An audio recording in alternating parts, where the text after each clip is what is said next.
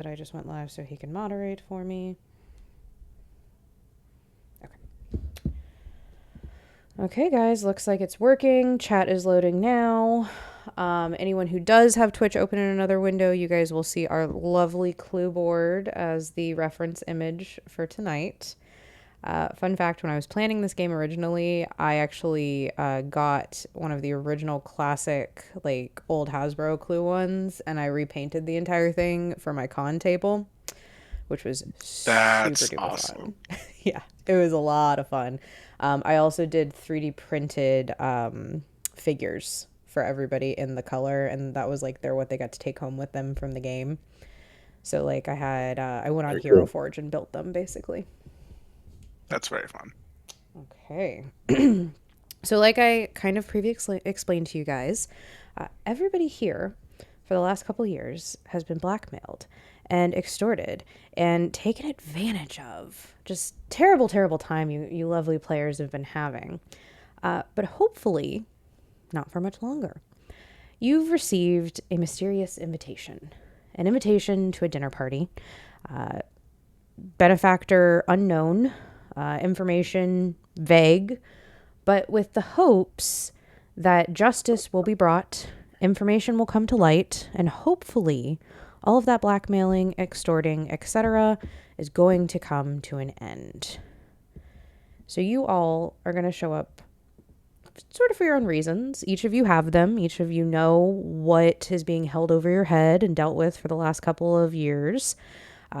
How much of that you want to share, entirely up to you. You've all also received a couple very distinct clues and pieces of information that you have received as an individual, but even before arriving. And then once you arrive, I'm sure they'll make more information.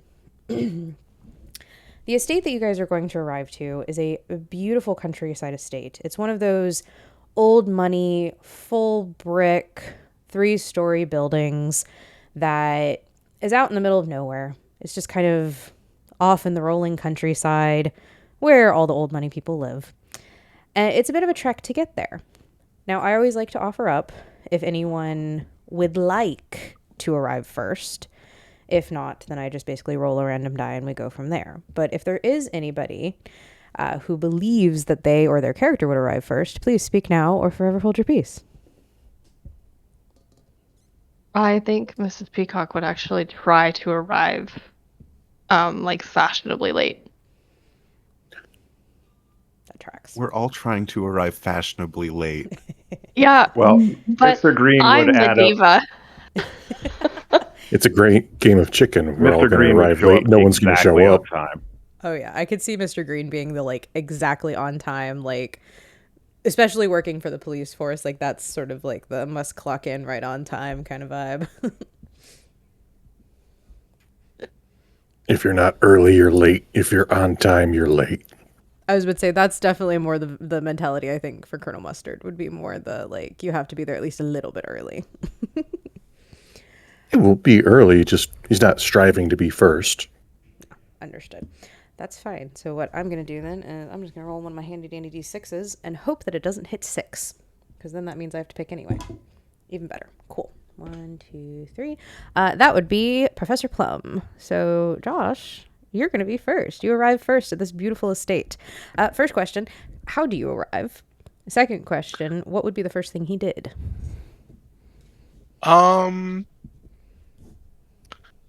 So I would say that while he may not have while he hasn't chosen to learn to do this himself, Professor Plum has a lot of context in the magical world that exists. So I would say that he just appears on the front door of the mansion. A little bit early. Dressed nicely, and just kind of takes a look around at the surrounding countryside, and then kind of like adjusts his tie, and then knocks on the door or rings the bell if there's one. Absolutely. This is an old money house. There's definitely one of those like pull doorbells, like full on, like old young Frankenstein, like nice knockers kind of vibe. Like, this is what we're going for, guys. So you pull the doorbell. The door opens a few moments later, and you see middle-aged gentleman, dark hair, slicked back, definitely a bit of salt and peppering on the side. He is wearing a very stereotypical butler outfit, dark suit, three-piece with a vest. You can see the chain for like a watch of some sort.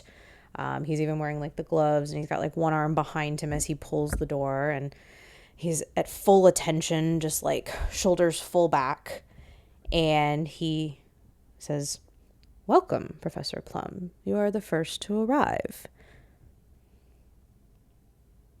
Oh, thank you.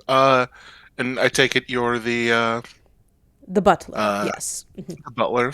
Yes. And your name? I'm sorry? Oh, yes, my name is Wadsworth. Wadsworth. Pleasure to meet you. Yeah, I'm happy that I was the first to arrive. I wouldn't want to be late. Absolutely. For And he whatever gestures this you inside, and if you have a coat, he'll take it from you. If not, he's basically going to gesture you immediately over to the lounge. If anyone remembers that very old school Clue game, you have that entry hall, big grand staircase. To your left, you have a lounge. To the opposite side, you have a closed off study with other rooms further back that I'm sure we'll get into later, perhaps. Who knows? But as you are gestured into this lounge, you do see a bit of a portable bar set up. There's a lovely young blonde woman wearing a stereotypical French maid outfit behind said cart. And Wadsworth is going to walk you in and gesture over and say, "Yvette will be happy to make you any drink that you wish. I'm going to be waiting out in the hall just until the rest of our guests arrive, and then we will be seated for dinner. Unfortunately, our host is running a little late. He did call ahead. My apologies. But once we kind of have everyone here, perhaps we can go ahead and get started." Yeah. Uh, Yvette, pleasure to meet you. I'll take something light for now. I don't want to impede my faculties too much before getting into this whole discussion or whatever is happening. And of course. And she'll pour you probably just a club soda or something very non-thought gone into it. She's going to kind of hand that off to you. And as that happens, I'm going to say... Yeah, we're going to do that. Green, you have arrived at the estate, Mr. Green.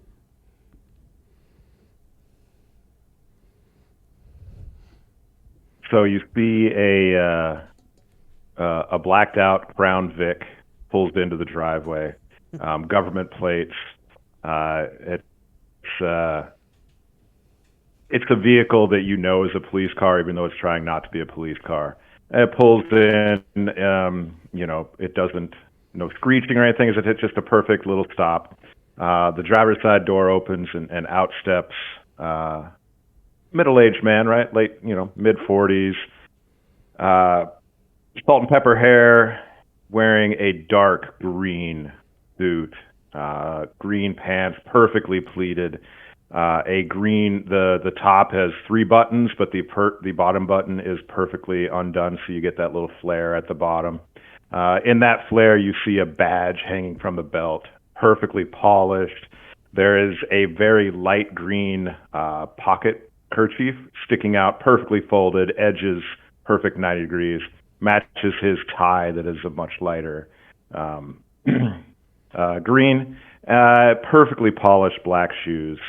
And he walks up to the door, and same thing, he grabs the knocker and gives it a couple raps. And much quicker this time, just because Wadsworth was ready, you are presented with the same butler. And Mr. Green, thank you. If you would come this way, if you have a coat, I will happily take it. No, thank you. And it's Investigator Green, if you don't mind. I haven't spent 15 years on the force to be called Mister. Thank you very much. Yes. No, my apologies, Investigator. I'll keep my coat if you don't mind. Of course, I understand. Please, this way. I believe one of our guests has already arrived. Hopefully, the others are very quickly followed behind. Please come in. Professor Plum, this is Investigator Green, one of our other guests.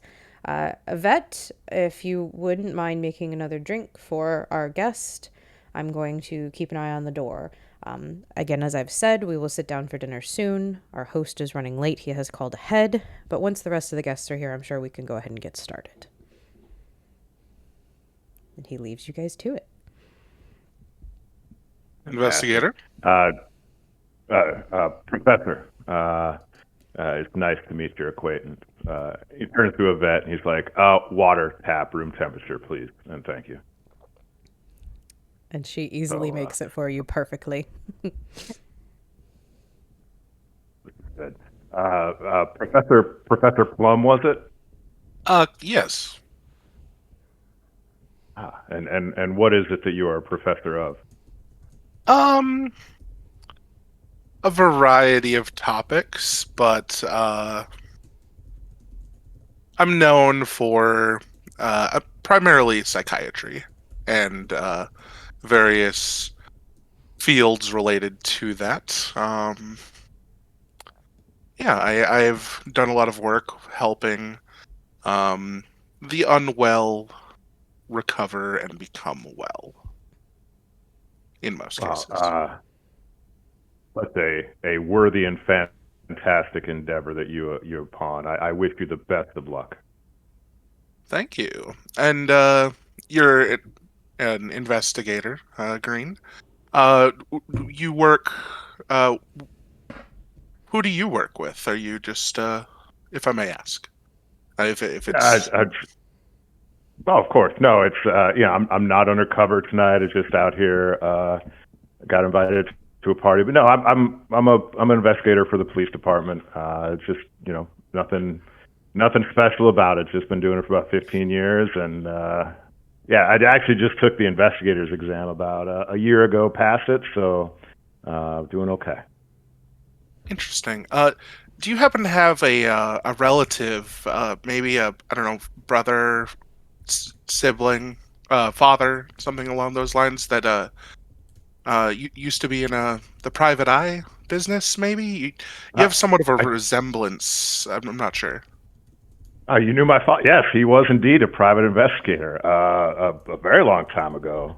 He's been dead now for quite a while. But yeah, how did you know my father? Oh, condolences. I'm sorry to hear that he passed away. I interacted with him on a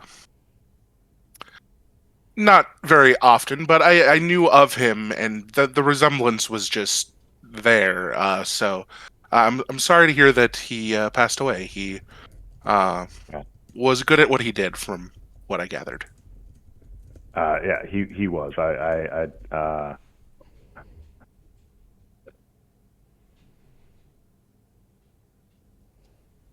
Yes. I appreciate your. Thank you very much. Okay. As you guys are having this not at all awkward conversation, not at all whatsoever. Absolutely. Colonel Mustard and Scarlet. Scarlet, you are having a terrible evening.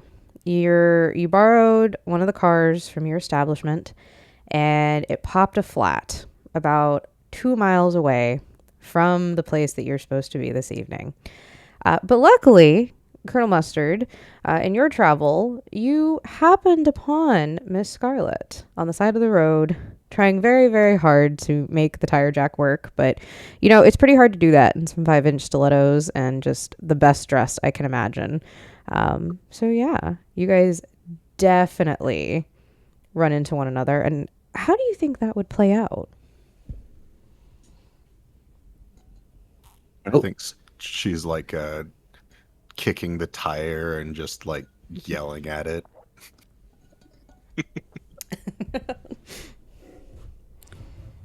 Colonel Mustard's driving a fully blacked out Hummer diesel, completely tinted windows, definitely not compensating for anything.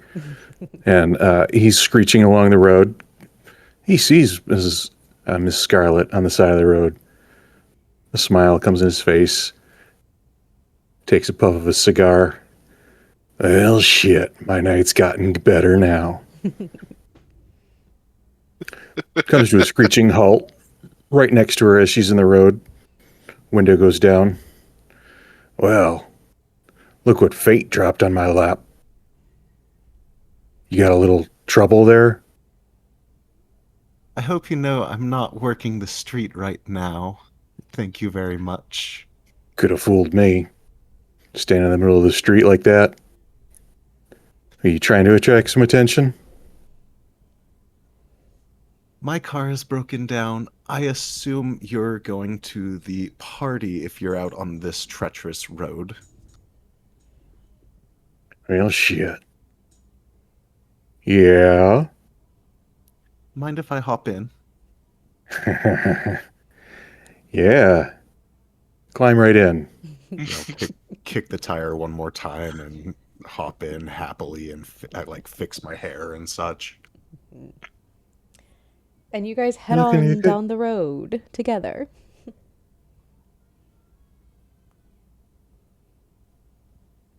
Start me off frustrated, thank you. That's all right. You're looking good tonight, babe. Got nothing to worry about. We'll get this all sorted out. Sorted out. Do you mean to have some business that needs to be taken care of? Look, you ain't gonna fool me. I know what's going on. All right. You got a letter. I got a letter. We'll get this taken care of one way or another. Well, at least I've worked with you before. That you have. You're at the very least trustworthy in my book. Wouldn't work for you as long as I did if I didn't trust you either. Okay. So you guys make the final couple of miles up the road. You pull up the long, expansive driveway of this estate that we have described a couple times. And you guys get out and come up to the door. Just as you kind of make your way under the eavement of that front area, it starts to drizzle a little bit, just slightly. Just the barest of sort of spitting rain across the lawn. It's one of those where it's like almost pretty. It's like that sort of dewy gray because it's getting into the evening. But luckily you guys managed to make it under the eavement without getting soaked.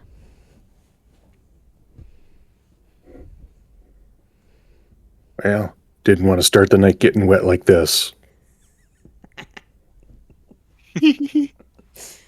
All right. Doorbell time. Okay. And the door opens, and you both see Wadsworth, who I've described, and he bows and looks a little taken aback to see both of you at once, and looks behind you and sees one car, and sort of nods again, and Miss Scarlet, Colonel, lovely to see you. A couple of our guests are already in the lounge. If you'd like to follow me, if you have coats, I will take them for you. I got nothing you need. A shawl thing, whatever. I don't know what it's for, but yeah, little shawl thing. For looking amazing, obviously. Okay. He'll take that from you and he'll very pointedly go over to a closet and like show you where he's putting it. And I will return this to you at the end of the evening. And like a good butler always does, making sure you're aware of where your belongings are.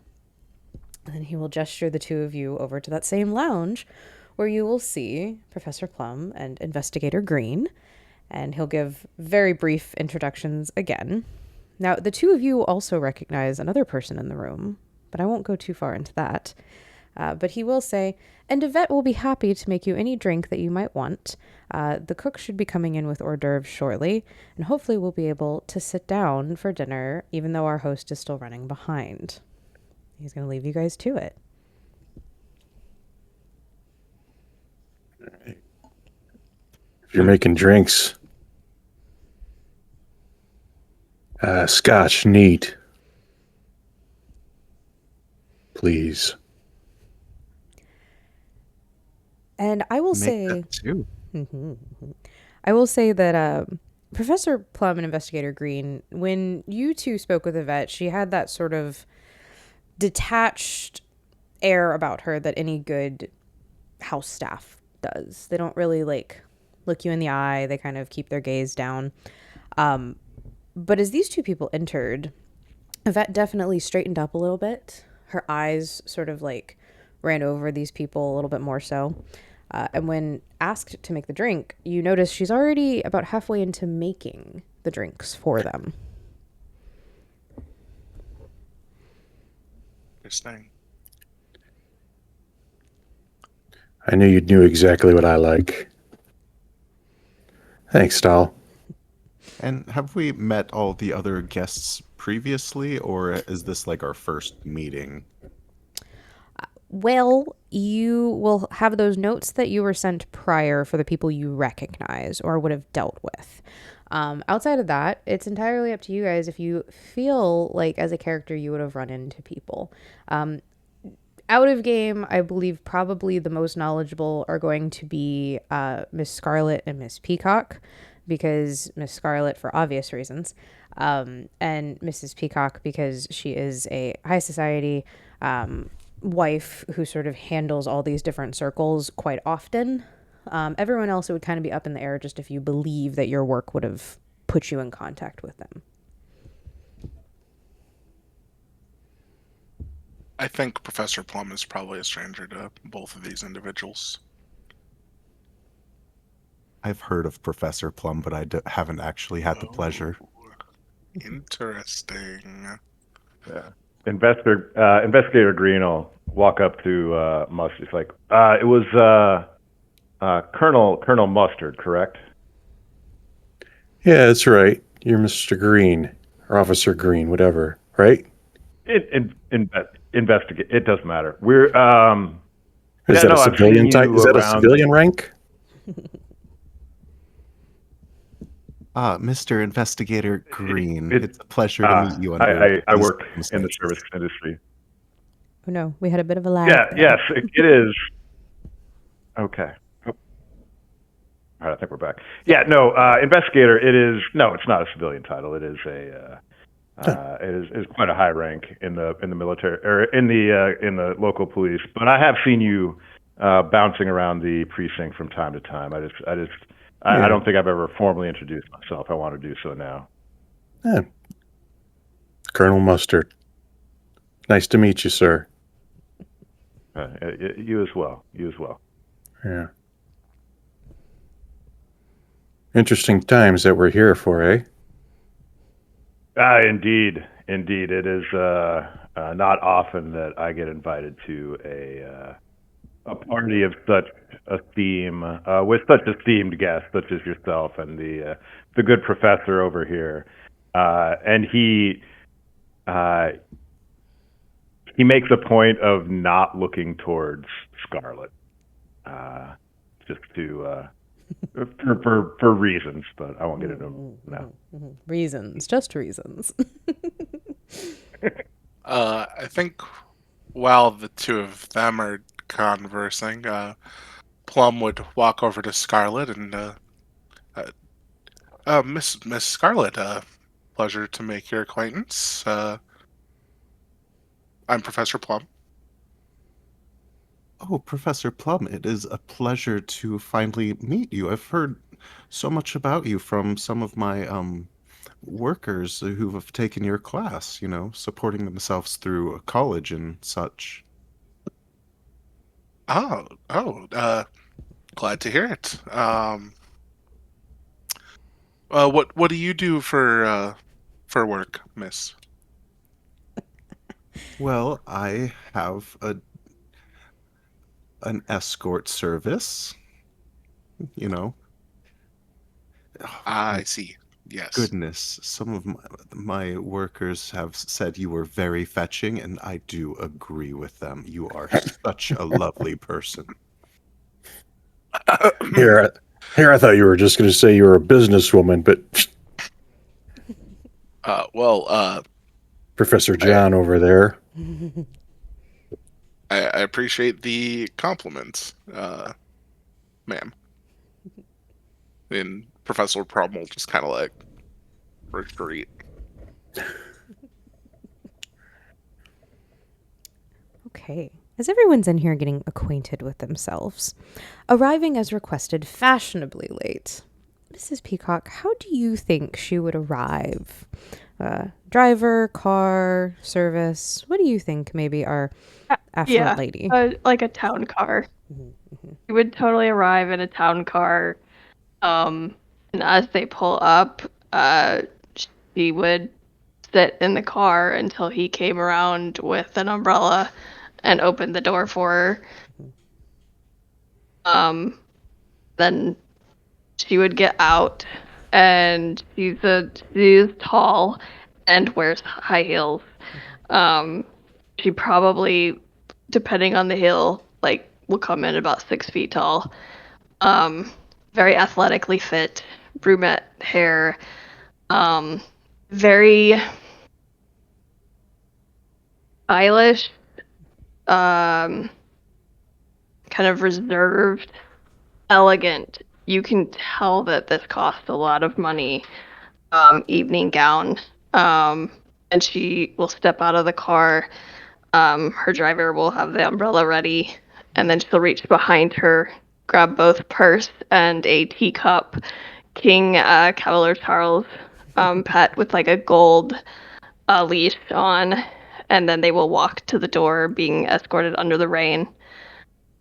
And very like, once again, very expensive, fateful jewelry, but like in a very like chic kind of way, like making a statement without being like gaudy. Yes. Perfect.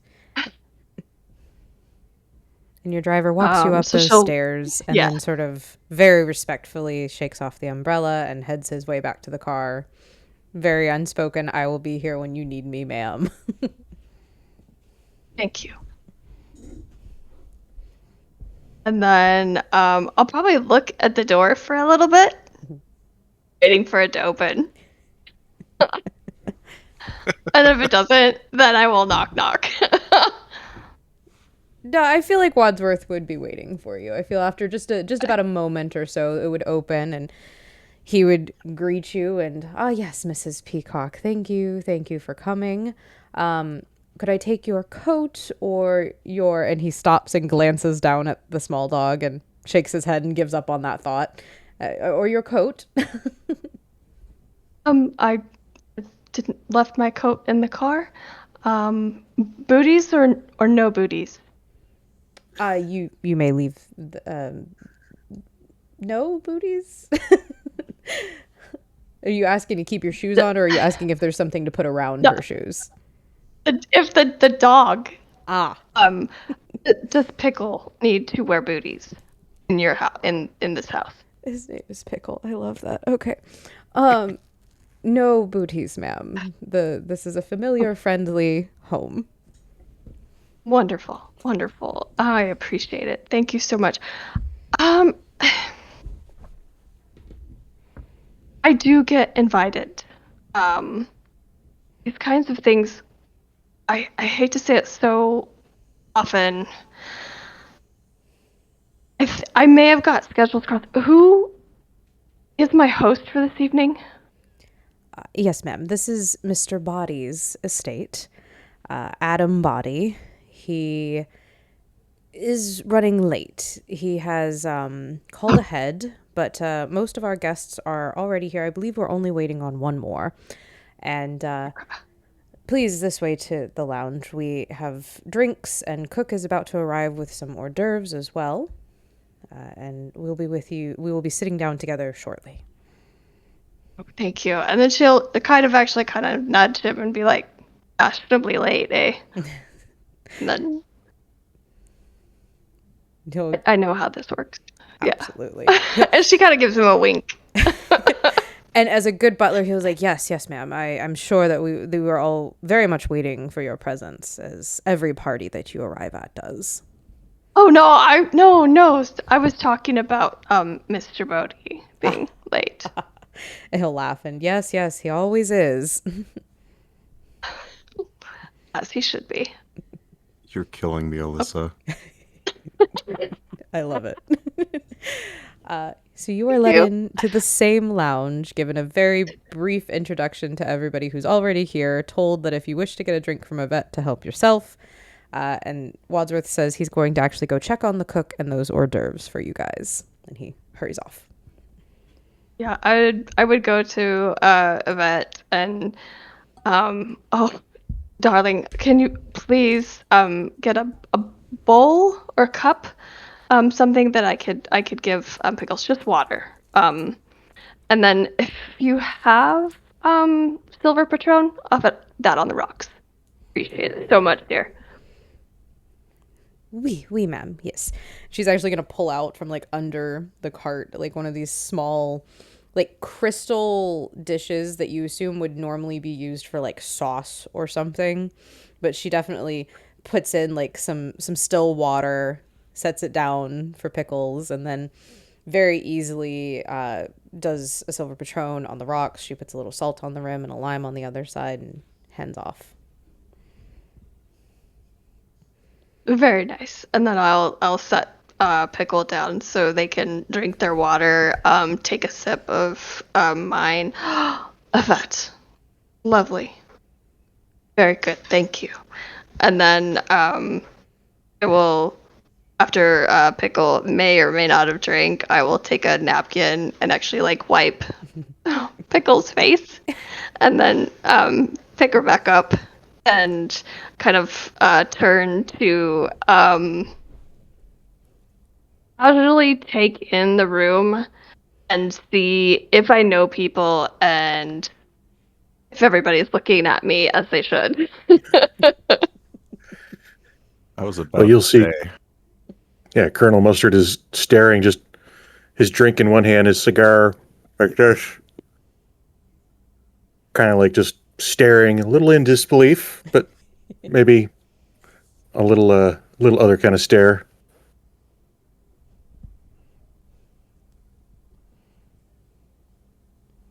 I think I know of Professor Plum, but I'm not sure if we've yet.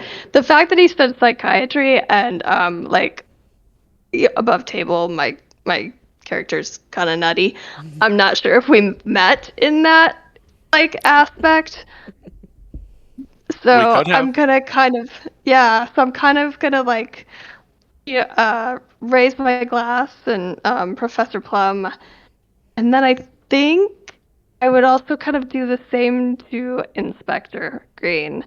But I think that would be all she does, because I think she would point more affluential people.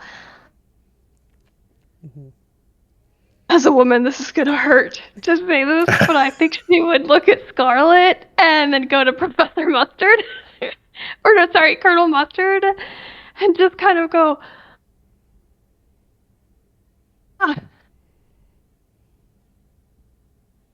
You all right, Doc, lady? yeah, I am unsure of this gathering. Pleased to meet you, Ms. Peacock. Colonel Mustard. Nice to make your acquaintance. And you Sure and it is, your thank you, little dog, too. Pickle. He helps with my anxiety. He. Oh, Or I she, bet. yeah. Or she, you don't even know. It's all right. We're not judging here. We're not judging here. How Pickles I identifies started her- is none of my damn business. Now, if only the rest of the world took that stance. Only. Oh, there are And, owners though that are that bad. So, Just channeling and you're them. talking to him, and he turns to the right, and he's got this big old black eye, and you're talking to him, and you can see scars on his face. Like, well, nice to make your acquaintance. You Got your drink, right? Yeah. Okay. I think she's looking at this man with a black eye, and that is so outside of her comfort zone. You don't see people with black eyes where she comes from. So she's just like, and probably stepping back a little bit to kind of like, probably go towards the female in the room, just because she does not know what to do with you. She's just gonna kind of step back Talk and to you later, pet her dog. miss. Yes, I hope so. Oh my goodness, Colonel Mustard with that black eye. Can you believe it? Coming to a party? Why doesn't he have makeup people for that? I don't believe he knows how to apply makeup. Yeah, I gave that to him, by the way. Nice. Well, I made an assumption. I'm sorry. How, hi. Hi, who are you? Are you lost or like I'm you Mrs. here? Peacock. Oh, Mrs. Peacock, it's a pleasure to meet you. And what do you do? A little bit of everything. I'm married to Mr. Peacock. I, let's be honest, I do everything. I make him look good. That's my job. Miss Scarlet, I'll believe- say that you recognize the name as someone who deals with other politicians and people of state and such. You've heard the name Peacock before, though he has never quite graced your halls. You at least know of him. Oh, that's good, because I was sitting here going, I'm gonna check my prenup. Oh, yes, I've seen him in politics. You make him look good and do all. I see that it's too much to do politics by yourself. Such an astounding feat to hold him up. It's hard work. I get paid well, though, so. And what do you do? I help people like politicians get relief from their stressful jobs.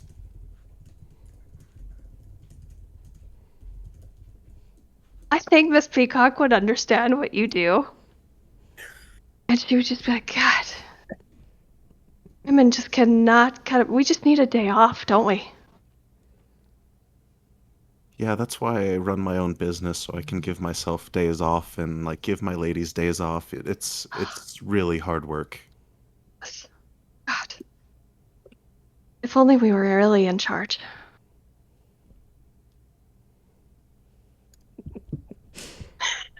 As everyone is sort of starting to mingle, you're kind of like airing near certain people and not. Two things happen in very quick succession.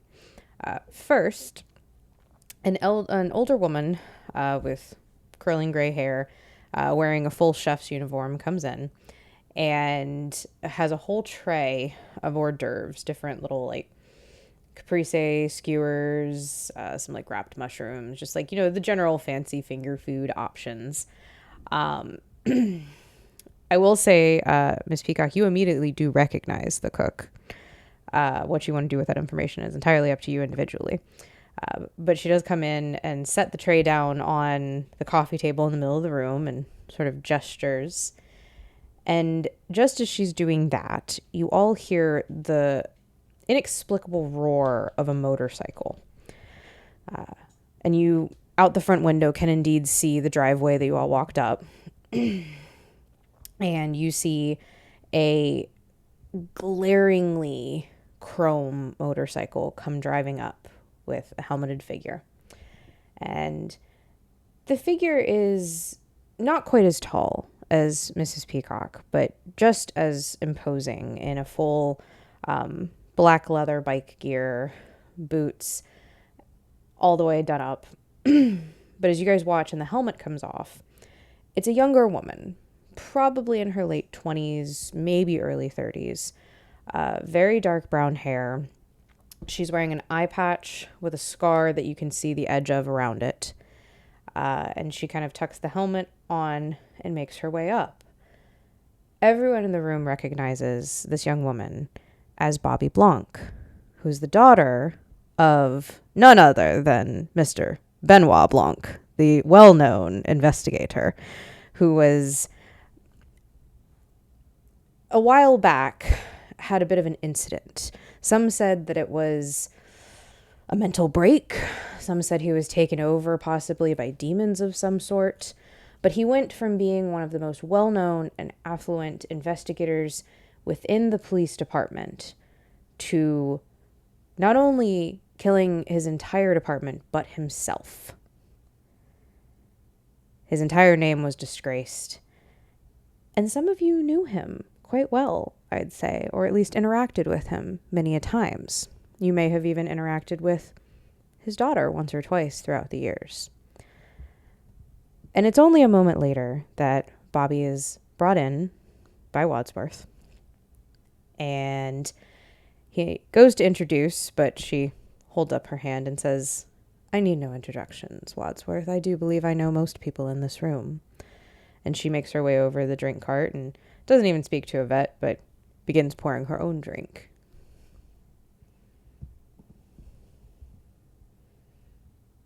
Colonel Mustard's going to approach her. Hey, Bobby.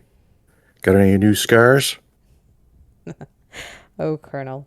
None that I could show you. I'm too young for you anyway. Oh, come on. You still don't have daddy issues, do you? Don't we all? Or at least some of us in this room probably do. Hey, good to see you here, even if it is under some weird circumstances. Oh, I think they're quite perfect circumstances if the last couple years of research and investigation mean anything. I think everyone here is being blackmailed by the same person. Well, just come right out and say it, why don't you? My father We were taught all me to pretending like we were... always- Yeah, that he did. We were all just pretending like civilized folks for now. My father always taught me to put all your cards on the table. It gets you better information. Yeah. Unless you got an ace in the hole, then, sometimes it's best not to let everyone know what you do got. But that's where the poker face comes in, Colonel. And she'll lift her glass and she'll clink it very softly against yours and then sort of turn back around to the room.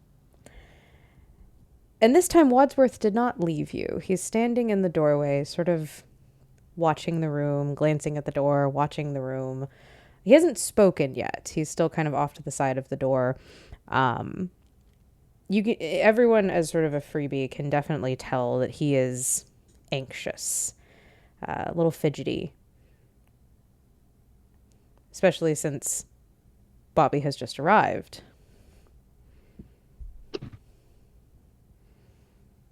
Hello?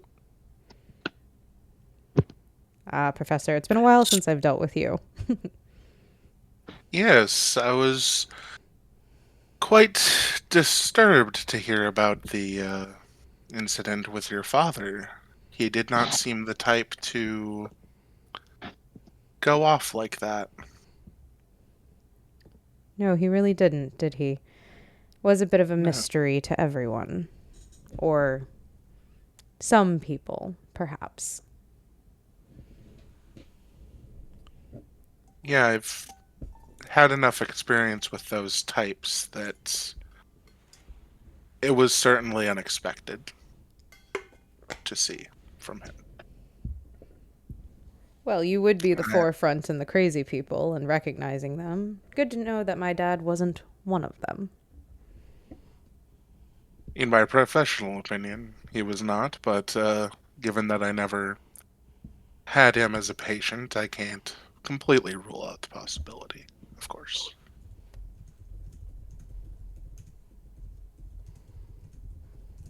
Have you been well since, I mean, as well as, can be expected?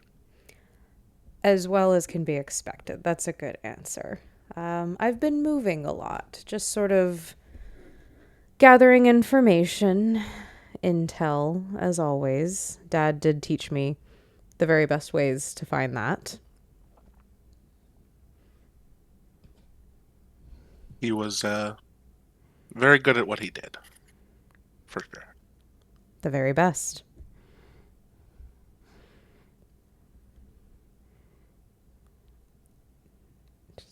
She seems pretty done at that point. Like, she's not going to offer up any more outside of that. Plum will walk off. And I don't know if you noticed, Emma, but we did get our 6th player in. Ooh, did we? Let me see. Yes. They're on their phone. Huzzah. Okay, let me... Can you hear us okay, Ogre? Yes, I can. Can you hear me? Yes, we can. Yeah. Wonderful. At least one thing of technology is working on my end. It's okay. It's one of those afternoons. We understand. You don't have to join the other link. That's just for cameras. The stream is picking up your audio just fine, or it should be. I'll check with my my person modding right now just to be sure. Okay. But the audio should be coming through just fine.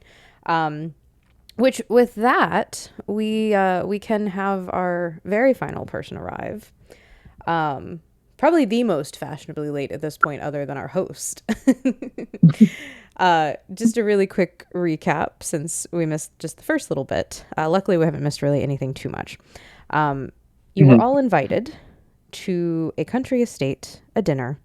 You were given a bit of a mysterious invitation, basically just stating that though you've been blackmailed and sort of extorted for the last couple of years, that if you come to dinner at this estate at this time, the hope is that justice will be found and the blackmailing will stop. No other real information was given, just, again, said to show up at this estate at this time, and there will be others that are in the same boat as you, and hopefully you guys can bring justice forward. As described, it is one of those old money mansions, full brick facade up front, 3-story building, big windows, just again, old money out in the middle of the countryside, nothing for at least a couple miles either way. And Mrs. White would be arriving, the very last. And as Mrs. White arrives, the rain is starting to come down a little harder now. It is entirely up to you how Mrs. White arrives and what she would do as she arrived at the estate she's been invited to. Well, part of me was almost having this joke of one of her butlers just being like, or her personal attendant being some kind of mindless zombie doing whatever she commanded. But I wasn't sure how that would actually play out. You absolutely could if you'd like to. A little bit of explanation, not just for other players, but for anyone who's listening. I kind of went over this in the beginning. Wicked Pax is a system. It's by a company called the Polyhedral Knights. Great company, great person. I'm a little biased. I know the owner and the creator. He's great, and I've been running these games for the better part of 6 years. Wicked Pax. Oh, nice. Yeah, it's fun. Wicked Pax is a urban fantasy. It centers around mages, magic, but it is very coded towards the police, military, and then the complete opposite swing of the pendulum, mafia, black market, this undercity of society. I lovingly call it Law and Order SVU, but with magic. And it's a really fun system. In this system, when dealing specifically with other mages or those within the different societies of the mages, you wouldn't have to hide your magic. And you know for a fact, given the message you were given, this would be other people of your typing. So if you felt more protected or better to have sort of just this mindless zombie slave or even a spectral slave given your build, you could absolutely have that. Mm-hmm. Yeah, I'm definitely thinking the zombie's at least going to carry the luggage in. Absolutely. And so, No, go ahead. So you're just going to see like this kind of very obscured individual, and then like a typical butler or assistant, face mostly covered by the hat, uh, just looking like it's carrying the most insane amount of luggage, probably 2 suitcases in each hand, and there's probably another suitcase and another quote unquote carry-on bag, each one of them being of a splendid satin white color, just very shiny. And then you're going to see this very fine woman with almost Cruella de Vil style looking hair, or at least that's what I'm going off of in the picture. And you guys are good to change those for whatever you'd like. If you'd prefer her to look a different way, in one shots, I know most of the people have sat and played with me before, but just as a reminder, I like you guys to have fun. I am a benevolent god and force of nature. So if there are slight changes that make you more comfortable playing a character, if you'd rather them be of a different sex or pronoun, if you want them to look a little bit different, what I present to you is just a basis. You are the ones who get to narrate and run from there. So you can describe her however you'd like. I'm digging the white and black looking hair, so we're good. I'm good with going for that. And she's just going to be like, "Oh, well, how dreadful of a place for me to be in." And she's just going to kind of like scoff and overlook who all is here. She's got kind of a nice black dress on, and kind of a high profile leather choker that may or may not have been made from the hide or skin of a very rare and or extinct beast of some form or another.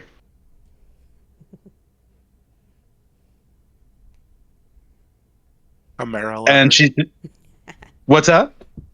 Chimera leather. Yeah, you know what? I'll go with that. The finest, of course. And then she's going to kind of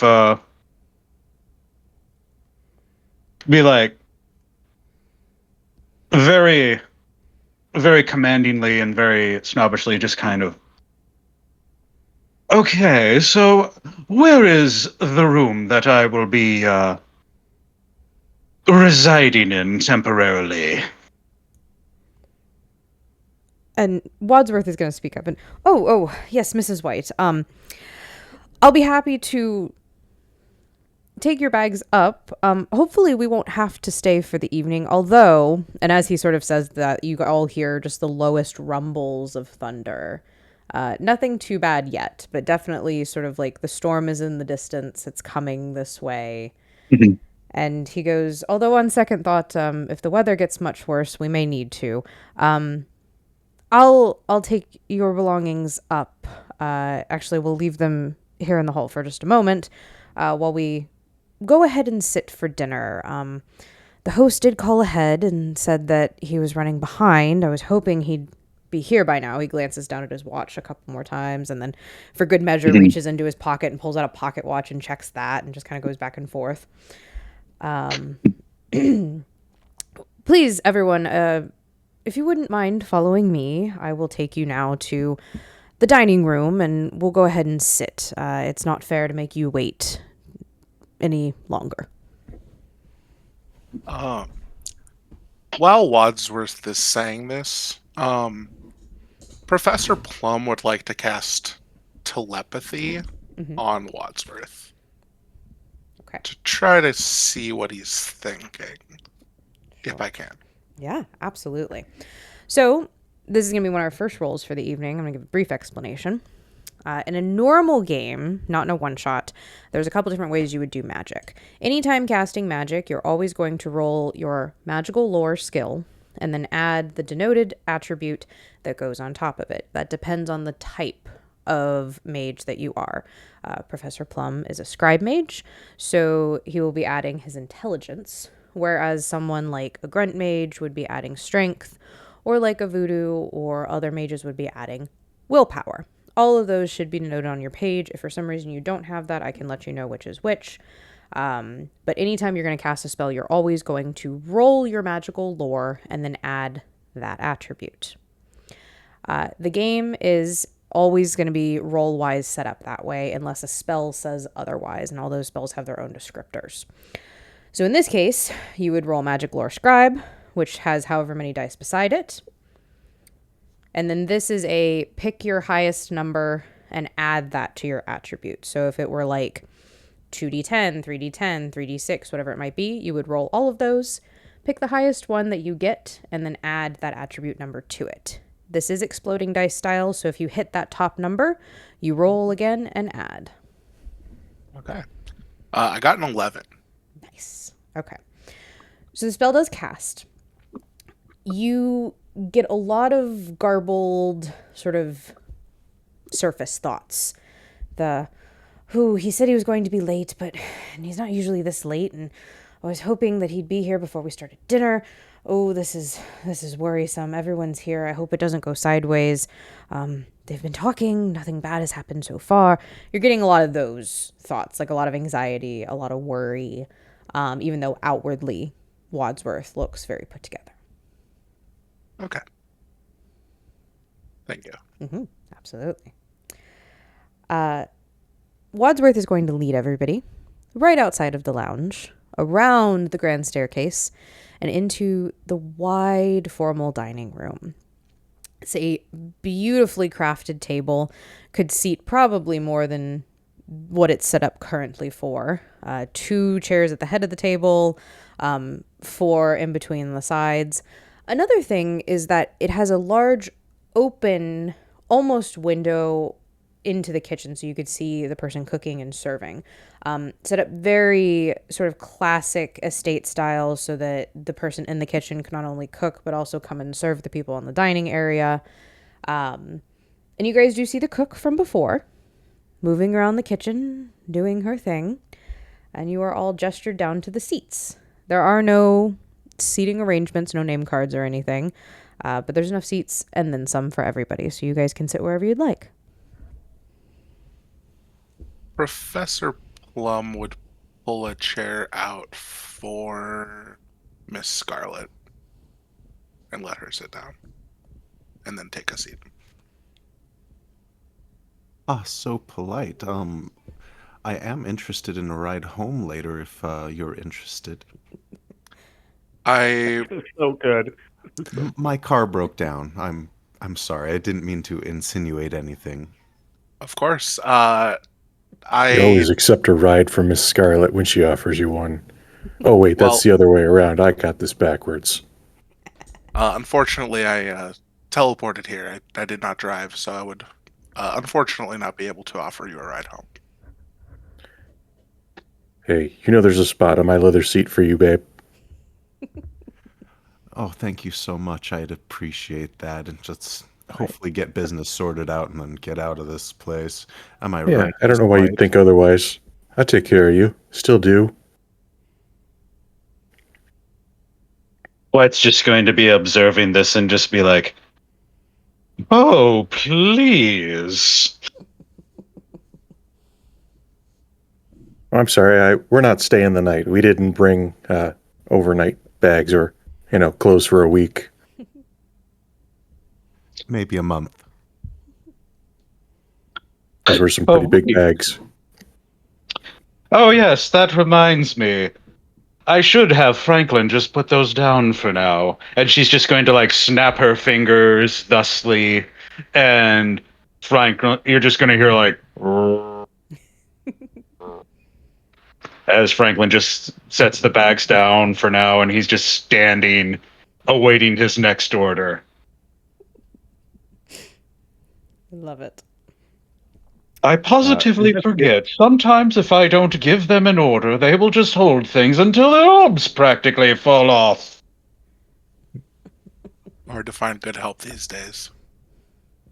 Well, at least they don't complain and makes people's ears bleed. God forbid there's nobody here who talks like that. Hey, Green, have a seat. We can chat some business while we're at it. Yeah, in a second, and he'll pull out a chair for Mrs. Peacock. Mrs. Peacock, please, if you wouldn't mind sitting here, ma'am. Which chair is it? It's an important Head question. of the table. At the head of the table? Ooh, you forward. So I'm actually, because I would assume that the head of the table would be for our host. I'm gonna be like, oh, your investigator, the one to the right, please. Well, I as much money as your husband has donated to the force, I figured you would like the head of the table, but of course. That was crass. Yeah, I've given plenty of money was to it? the Force too. And Oh, so, darling. Rule number 1, at these events, you don't discuss money. Especially those that don't. We don't discuss money, dear. If you would be so kind. And she'll point at the chair that, like, she wanted you to pull out. like, yes. Well, and he pulls that chair out, not quite far enough for you to actually fit in, and then he walks around the other side of the table. It's like, I tried. I'll just pull it out. And then, is Vet or, Wadsworth near? Wadsworth is standing near the doorway, as a good butler always does. Okay. Vet has not followed. You do hear a couple of clinks and probably cleaning up the lounge that you guys just left. Okay. Before she sits down, she'd actually go over to Wadsworth and kind of like quietly, can I get an extra chair, for Pickle? Just so I can set him down while I eat. I don't think that would be really good manners to have him in my lap while I'm. Could I have just an extra chair or something to set him on? Yes, ma'am. Yes. One moment. And he's gonna kind of like leave the room very quickly. And then you hear some like rustling around. And he comes back with what looks like sort of an ottoman like cushion that you would have with like an armchair or something, and he sort of like sets it down next to you and says, I believe this will work. Oh, that is absolutely darling. Thank you so much. That's even better. I hope you are taken care of because I would snatch you up in a heartbeat. You are a wonderful person. And then she will put Pickle down and sit down. Okay. And Bobby's going to come in last. She's going to come kind of, I don't want to say skulking. She just sort of like has a smooth movement, a very lackadaisical sort of who could care vibe about her. She's still sipping at her drink, and she's actually going to sit at the opposing head table. So like everyone knows where the host is supposed to sit, but she's going to sit directly across from that sort of host seat and just sort of like fall into the seat a little bit, and all but short of like throwing her leg over the arm, like that very just like, I'm here.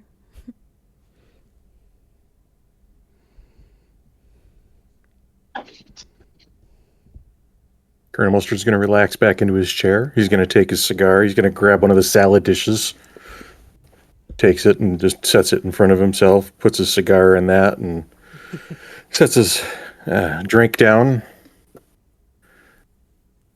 All right, Mr. Green. Y'all settled in? Investigator Green. And you Right. look over, Investigator Green is like straightening the fork. He's like, no, they had that one in the wrong order. I'll fix that. There we go. The cup is supposed to be right there, and the plate slightly twisted. I'm sorry, you were saying? Nothing. Looks like you got something going on here. There's Is investigator another title for butler? no. Okay. It's a I'm not gonna say I'm a big deal, but it is I just want to make sure everything was nice and tidy here. With order comes success. So I just want to make sure everything was in order, so we can have a fantastic Colonel- dinner with my new friends and you. So you're insulting the butlers that are existing here and saying their work isn't good enough. I feel like at this moment Wadsworth is like straightening the cushion for Pickle, and he's just like, No, there are standards, and then there are standards, and I just wanted to make sure that these were up to standards. No offense, Wadsworth, you seem to be doing a fantastic job, but this is a large house, and I'm sure there are things that fall through the cracks quite often. So please take no insult to the fact that I was rearranging the forks that you got incorrect. It's fine. Professor Plum, maybe you should, hey, there might be a business opportunity, with investigator, Green. I mean, I generally don't seek out new clients. I generally, if they feel, if I'm contacted by them or someone concerned, I, do what I can for them. I'm concerned. I'm concerned little- about Colonel Mustard's smoking habit. Can you help him with that? That does. Oh would yeah. not You need a fall light? under you. Yeah. At least I can put mine down for a minute. You got to have something on your lips at all time.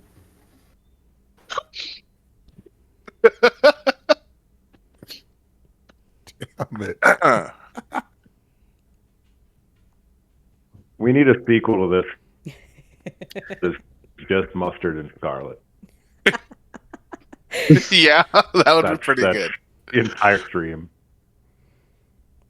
oh my goodness, I love it. I love this game Like- so much. Wife's just going to be smirking in her seat as she sees that Scarlet and Peacock are getting along just fine with everyone else. And then she's going to also snap her fingers at the butler as she takes out a cigarette very casually. And you see the butler has at least enough wherewithal to learn how to strike a match perfectly. And she's just going to take a long drag and just be like, "Oh, well, I see, Miss Scarlet and Miss Peacock. You're doing awful well for yourselves." Yes, it's nice to see you again. And I love seeing your assistants. Just every time they do finite work, I just can't help thinking their fingers are gonna fall off, and I don't know whether I'll be excited or horrified. Has that ever happened? Oh, with Franklin, never. It's never happened with Franklin. He's quite the sturdy boy. And also very obedient. And whose husband is that, by the way? Whose husband is Frank? No one's, of course. He just happened to, show up. And, So you're separating business and pleasure. That's a smart idea. well, of course. How else should one live?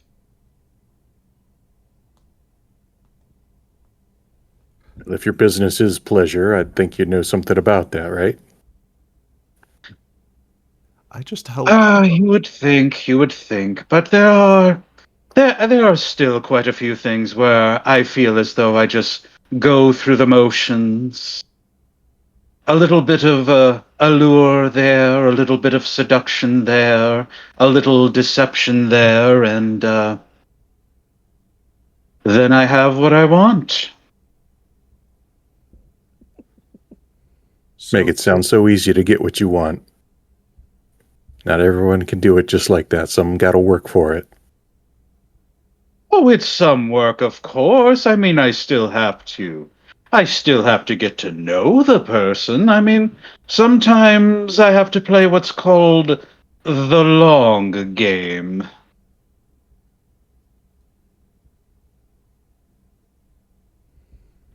All right. So you're into games. I got it. Very much so. And she's just going to give off a sly wink as she gives off a very scheming smirk. I love when I also have a great at group board that I love when I have a group that I don't have to talk very much because you guys just fill your characters so well. It makes me quite happy. I just wanted to say that. As everyone is having these moments, in between everything that's been happening, Wadsworth has left and returned with the cook, and everyone has been presented with a salad course. Food has been placed in front of you. Beautiful, one of those bougie salads that has like big chunks of like gorgonzola and walnuts and like some sort of citrusy dressing over the top of it. It's like in those small portions, so you know everything's like really expensive that got put inside of it. And this is all sort of happening around you guys very fluidly as this conversation is happening. They have not said a word to you just yet. The food's just been placed. A plate is placed at the host's seat, though it is still empty for the moment.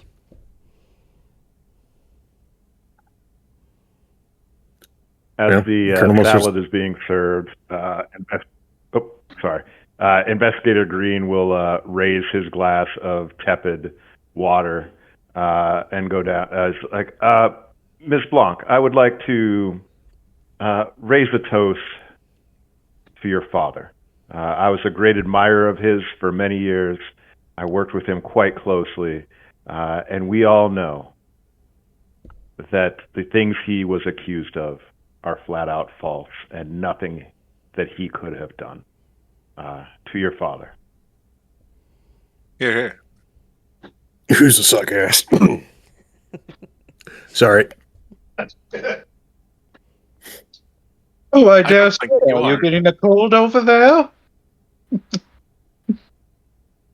Sorry, I couldn't hear you over my if you don't, yeah, it could be because you never take that cigar out of your mouth. It could be throat cancer that's getting to you. It's just you should go have a doctor check you out. They could look at that side of your face while you're there too. Something's going to get me one day. Throat cancer, lung cancer.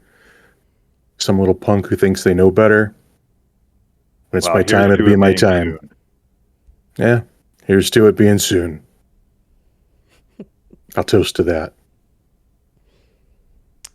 Peacock is your going to glass, look huh? over to Mrs. White, who they've been in the same circles before, and just kind of raise an eyebrow and kind of put her drink to her lips, but not really cheer because uh, rule number 2, like, we don't toast dead people at dinner.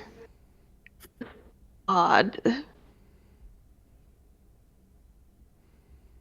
You know, I kind of like how you like to say the quiet part out loud, Miss Peacock. I appreciate that. Yeah, you're the most straightforward person of us all here.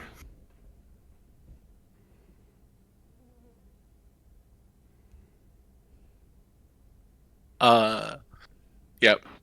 Professor Plum is not touching his food. He's just kind of listening in on everything that's happening.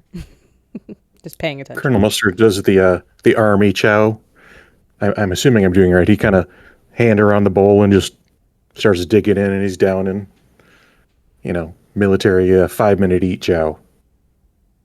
Did I Yeah, get that my right, brothers Max? do the same thing. both of you Pretty glaring accurate. at each other.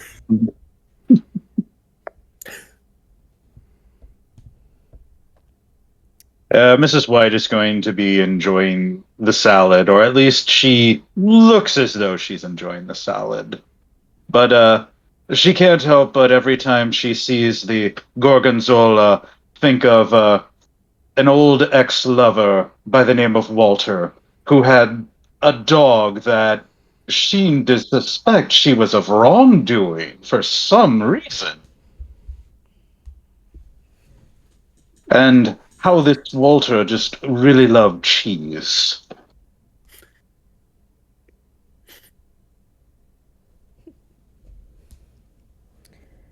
I eat my salad normally. Damn it. That's not allowed. How dare you be Little do you normal? know. How dare. Little do you know, you kind of slurp just a little bit too loud on that salad dressing. So you guys make your way Thank goodness through. it's not the soup course. Sorry, go ahead. No, Emma, you're go fine. ahead. I was just going to say, you guys make your way through the salad course in all of these different ways. And it is taken from you once everybody is about done, and then very quickly replaced with a soup course. Mrs. Peacock, you recognize this soup course. What do you think would maybe be a soup specifically that Mrs. Peacock would recognize and would be very excited to see for the first time in a very long time? It is a basic soup, but it is seriously my favorite. Evil Time has this like bisque that they serve. It is glorious. I don't know why it's such a simple soup, but I think the way it's plated, I think it's this tomato bisque, and it's one of Peacock's favorite soups that she makes. Um, so I just think she kind of is just yeah, full on tomato bisque. I love that. I feel like it's like one step further than just like a normal, like, don't get me wrong, the tomato bisque is like amazing, but it's got like this like basil gastrique like drizzled over top. It's got like feta crumbles that have been like hit with like liquid nitrogen so they burst when you eat them. Like, it's like not that it's tomato bisque, it's that whoever did this has such skill that they make tomato bisque interesting, and it's only ever been done this way before for you one other time.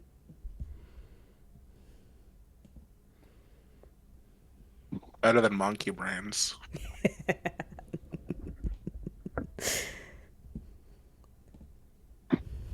Wow, that was quite an acidic salad, and then this tomato soup. Like, I don't know if the chef has structured a meal before. Scarlett, you're not fooling anyone. We know you put anything down that throat of yours. I used to. I now have taste. Oh my, the tension. Am I detecting you two had a little rough and tumble with each other? Maybe a little affair? They did arrive together this evening. I don't know. Oh. We might have come across each other a couple times. Yeah, I assume we've fucked before. Saying the quiet my. part out loud. And that's why we have a rating on our stream, guys. Yep. Oh I my thought Pete. I realize I We were still allowed one. talk pretty much like the parent of small children, so coded messages for me. Oh goodness. As you guys are sort of belying the tensions and the things going on in the room and trying to have, kind of a good dinner party, you all hear the front door slam open. And you know it's the front door because you all came through that front door. You saw how heavy it was. and you saw how carefully Wadsworth opened it when you came in. And this noise could only be that front door slamming open, the like thick, sturdy oak front door with a heavy like iron knocker on it, kind of hitting that open entryway. And Wadsworth sort of straightens up and is, I will be right back, and heads out.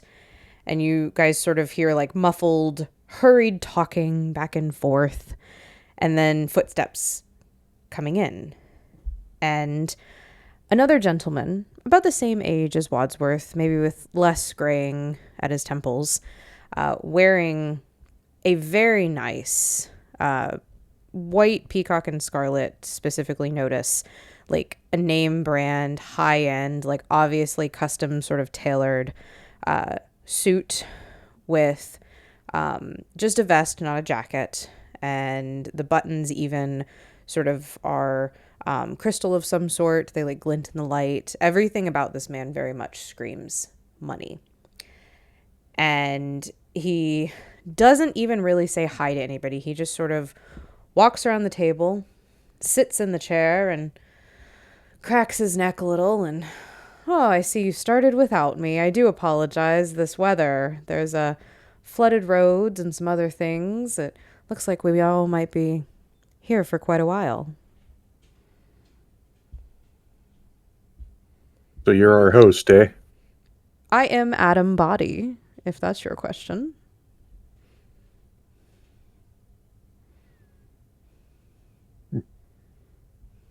White is Shorter than I going expected. to. Oh.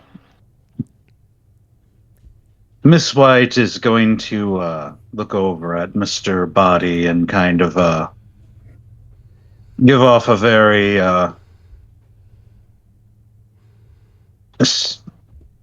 very scandalous smirk into his direction, and just kind of be like, "Well, how do you do?" Mrs. White, don't go targeting onto me. I'm well aware of what happens to your... Well, victims isn't quite the word. I believe you like to call them husbands. Husbands, victims, really, it's all the same.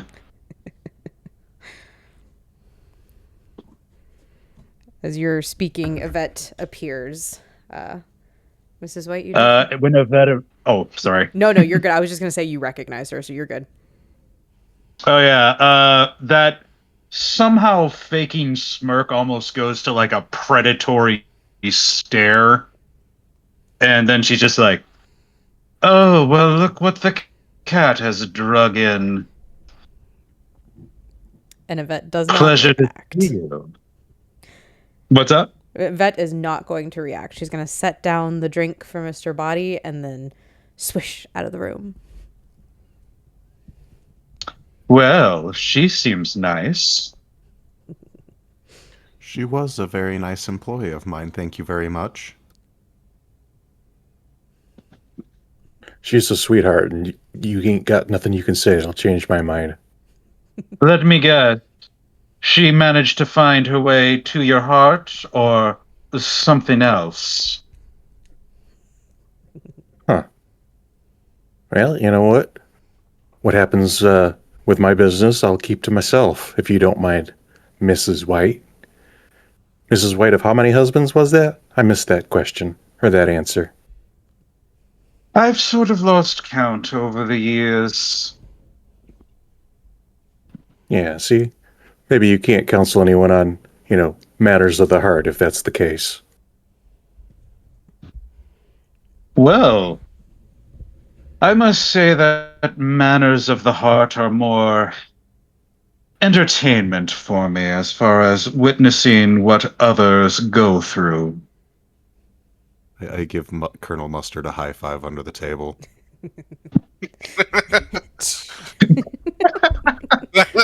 I haven't heard it called that before. Oh, innuendos. The soup course is taken away, and everyone is presented with a beautiful roast beef plate. Can I, before that soup goes away? Yes.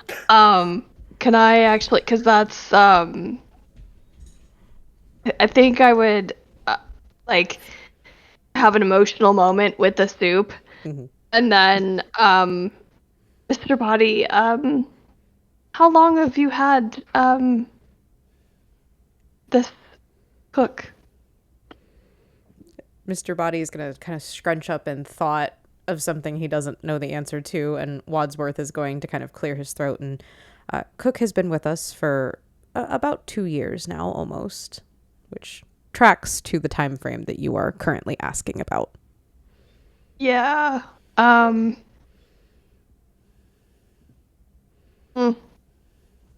Yep. I think Miss Peacock is going to like be literally kind of like stuck in her own head for a second, like calculating some things, and just be like, I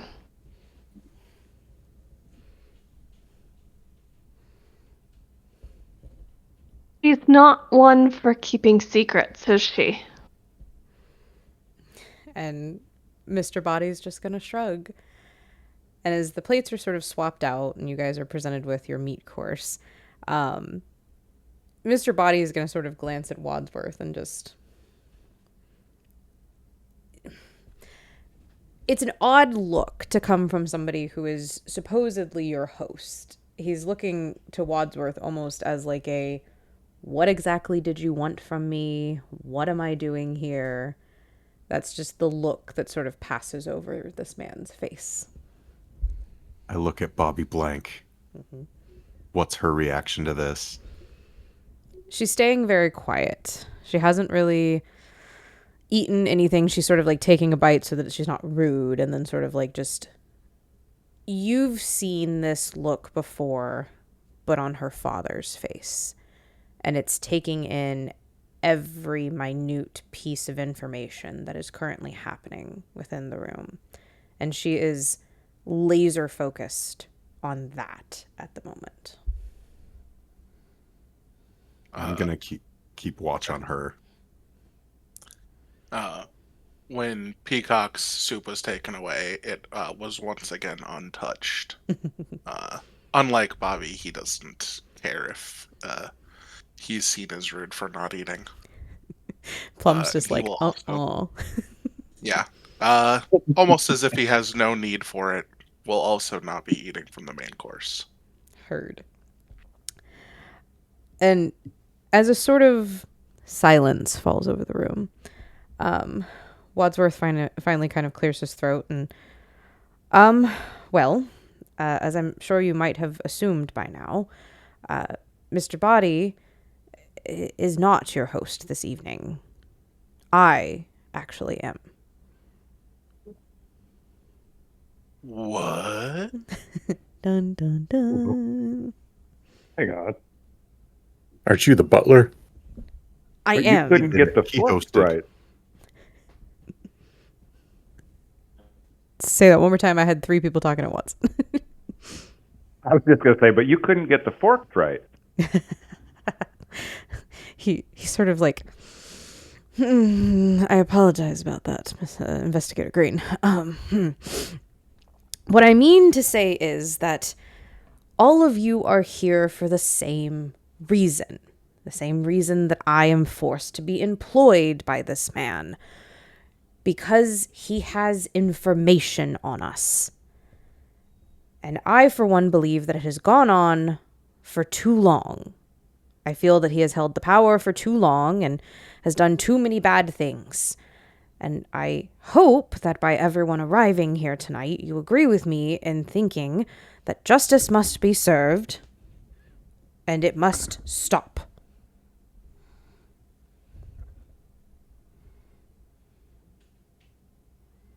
I'm all for justice, but what exactly do you mean by that? And Mr. Body's going to give sort of a very icy chuckle into his drink and go, "Yes, Wadsworth. What information could I possibly have?" And Wadsworth is going to sigh, and he's just going to kind of, "Oh, that's quite enough. There's no need for this charade. We're all here for the same reason. Mrs. White is suspected of killing all of her husbands for nefarious reasons. Mrs. Scarlet, Ooh, we we're are... just gonna lay it right out. Oh, yeah, no, he ain't holding back, guys. Sorry. Sorry if you thought where we were going, but he about to go, like, down the line. Like, Mrs. Scarlet, we understand that your escort service is for much more nefarious reasons. Colonel Mustard, he's well aware of you being hired for not only fist for hire, but assassination attempts and underground fighting. Professor Plum, we're well aware of the inappropriate relationship that has happened behind closed doors. Mrs. Peacock, the bribes of your foolish husband that you may not have even been wholeheartedly a part of. And he stops. At this point, Investigator Green will stand up. It's like, oh, yeah, okay.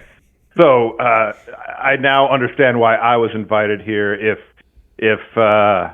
If this man has been blackmailing everybody, then I should just take him into custody. And he flashes his badge, and he turns to Mr. Body. You are under arrest. Everybody else, please enjoy your dinner. I will take this man to the precinct, and we will arrest him. Just after your dinner, I'll have somebody come around and get your statements. Thank you so much.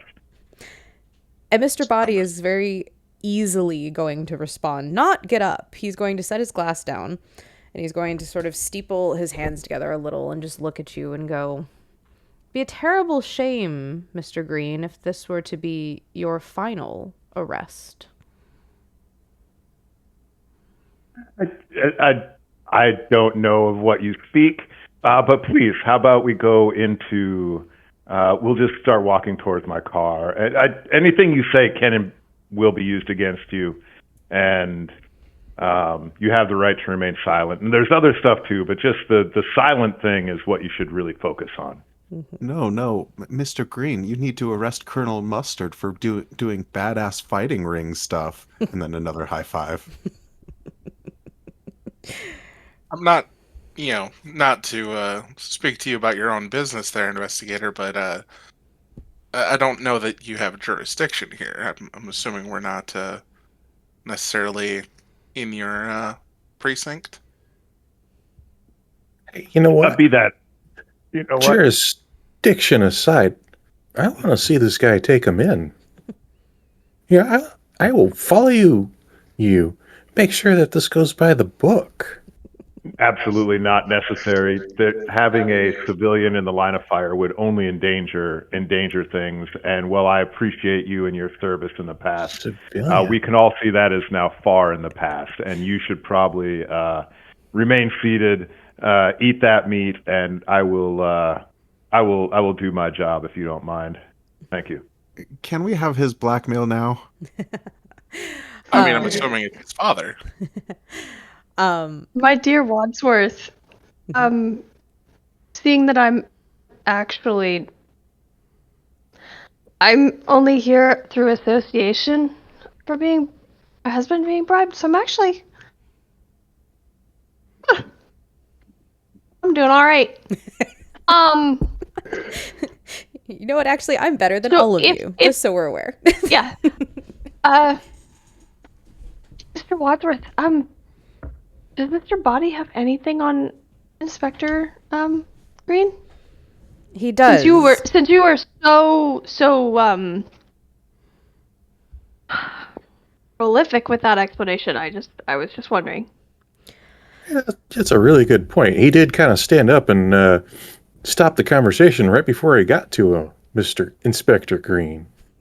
There have been crimes spoken. I am a cop. That's what I do. Once there are crimes, I arrest people. There was nothing nefarious on my part, I can assure you. Miss White murders like 8 husbands, and you decide to arrest a man with information? Miss White's gonna chime in and just be like, allegedly. Allegedly. Also, I must say, as much as I love to see a man in charge, I'm curious. Mr. Green, why were you invited?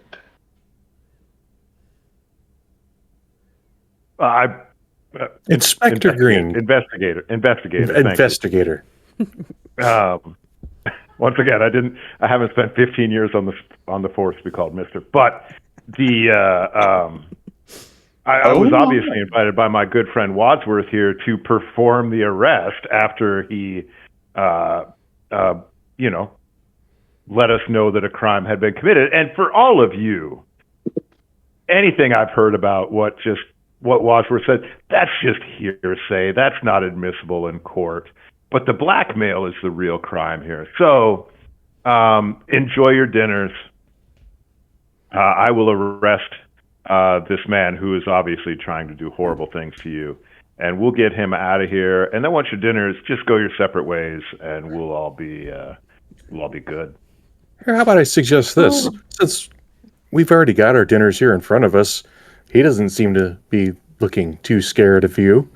Why don't we finish our dinners and then we'll get on with it, and we'll see what else comes out tonight. Also, is it still storming outside really good? Oh yeah, it's started like really picking up since you guys have been in the dining room. It's All right. coming down outside. As this sort of like pause comes about, Wadsworth finally steps forward and he goes, No. No one is leaving. You don't understand. I am sad to say that I have worked for this man for the last too many years, myself and my wife. And we worked for him along with most of the rest of his staff and gaining information and bringing it to him. But it was only because he also had information against us and we were forced into it. He has a web of lies and connections stronger and deeper than you could ever imagine. That's why I called everyone here tonight. It's only if we come together and work together and we find all scraps of evidence here at his family estate and make sure that he can no longer do this ever again.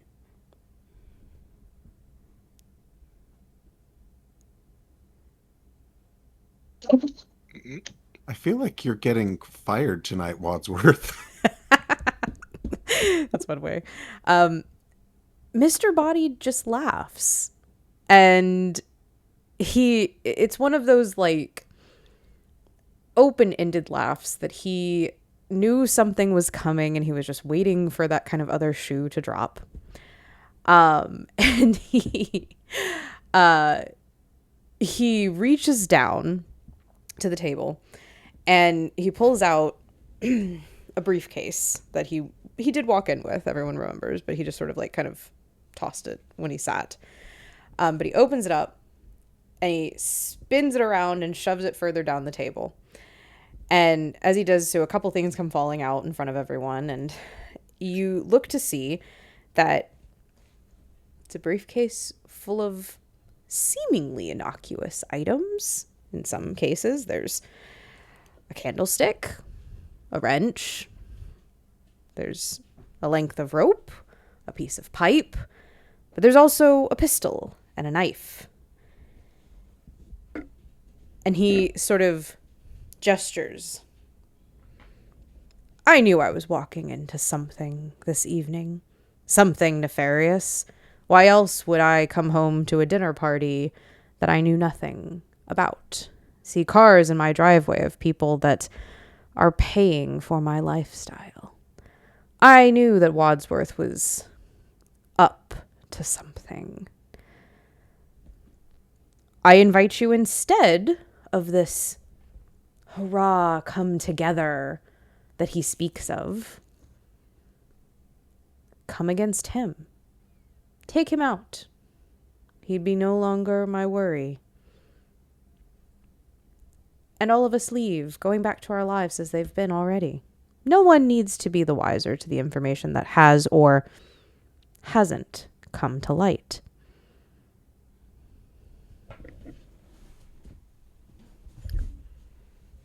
And you'll just go on blackmailing us. Oh, well, it's been working out fine to this point. For you, maybe.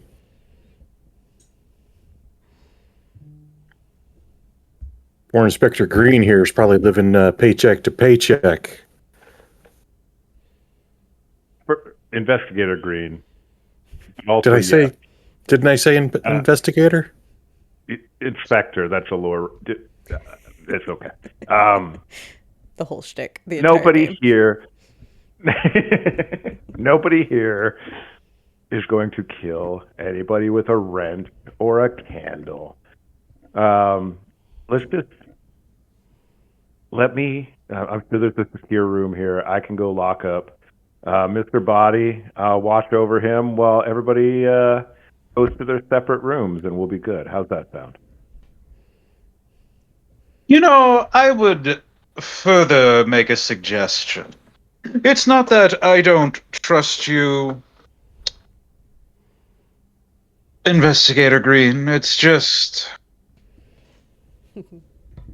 I think it would be wiser maybe if each one of us have a shift in watching Mr. Body. I mean, after all, who wouldn't want to be alone with him for a few minutes? You're Or an hour. allegedly missing a few men in your life. My darling, I don't think anyone's going to trust you alone with any man. But me and Mr. Body have so much business to catch up on. And I simply must know how a vet is treating him.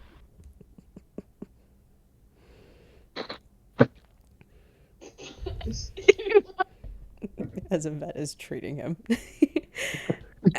As you guys are having this conversation, a crack of lightning goes across the large window behind you, followed by a roll of thunder. And for a very long moment, the lights go out. Darkness around you. You hear a scream. You hear a gunshot. And then the lights come up once more. And Mr. Body is on the floor.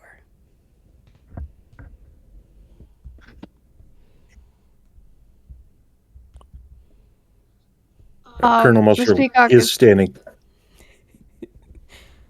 good. Colonel Mustard is standing there. He's got 2 guns, one in each hand. When the lights come back on.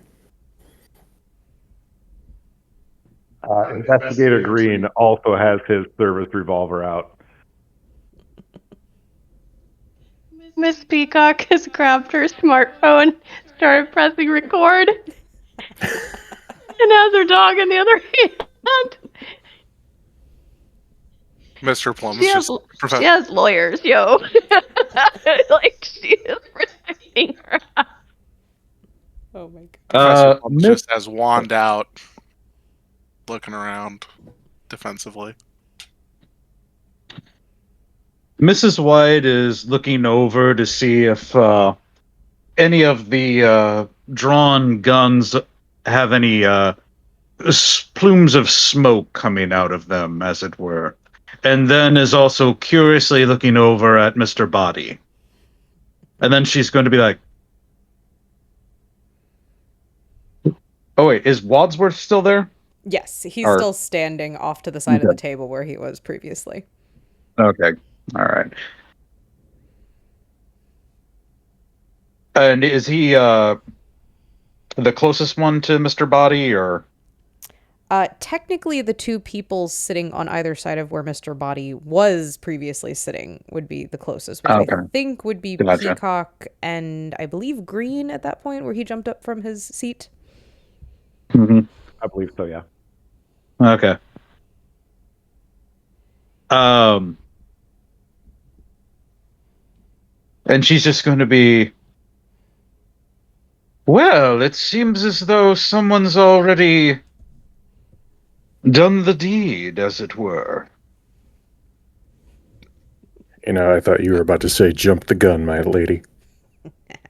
Oh, please, that would be so gauche and too easy. Miss Scarlet would know about that.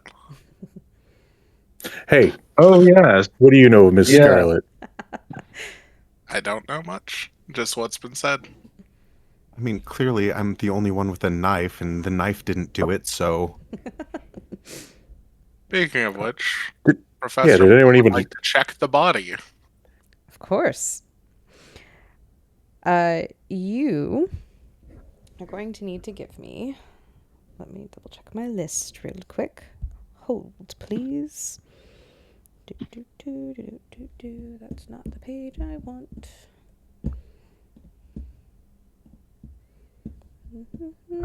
Physician? I thought... Sorry, hold on one second, guys. I thought I had my character sheet open on another page. Apparently, I did not.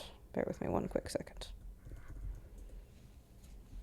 Oh, I said Drive, like Google Drive.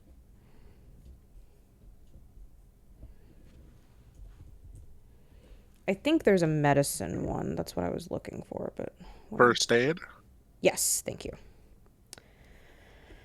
I have to remind myself which of the games of Mickey's I'm actually looking at, because on one he has it listed as medicine and another he's got it as, like you just said, first aid. So I always have to remind myself which one I'm actually looking at character sheet wise. Let me see. There. There we go. Okay. Yes, in this case it would be first aid. Okay. And you're going to add your intelligence to that, please. Perfect.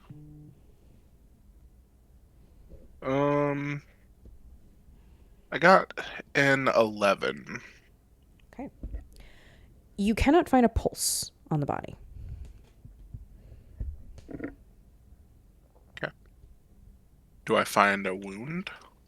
You don't see anything visible. No blood gushing, no holes, nothing like that. Well, fortunately or unfortunately, he does appear to be dead. But he doesn't appear to have been shot or stabbed. So, not sure what happened with the guns.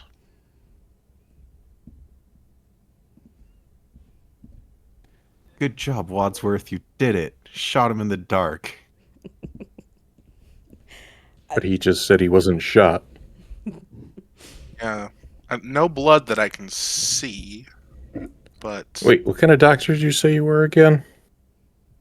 I'm a psychiatrist, but though some of my patients have tended to be on the more violent side, so I have my fair share of expertise with first aid and You know, darlings, I might be able to help. Maybe Mr. Body can shed some light onto what he last felt. What? Can we try first aid before you turn him into your assistant? No, I would not be so. Besides, he would probably make a horrible assistant. All that arthritis and whatnot he probably was going through. No, I was simply going to speak with the man. So if you wish to cast any of your spells, then you're going to want to do magical lore. And for necromancers, I believe it's add your reflex. But let me just... Oh, my reflex. Okay. Alrighty, so... So no on the first it's willpower. Is it willpower? Thank you. Oh, willpower. Aid? Okay. I mean, I checked his body, and to my knowledge, CPR. Oh, sweet. Okay, so willpower. I think it's And- Can we get a second opinion? I was about. Okay. Well, I was about to say. I mean, that is a 9 plus my willpower. I believe that makes for a 13. Okay. So normally when you go to cast your magic, it's an innate feeling inside of all mages. It's something sort of like in your core. You all have it and you can all do magic. When you go to reach for this particular magic, you don't feel anything in response. It's as if someone has sort of pulled your battery.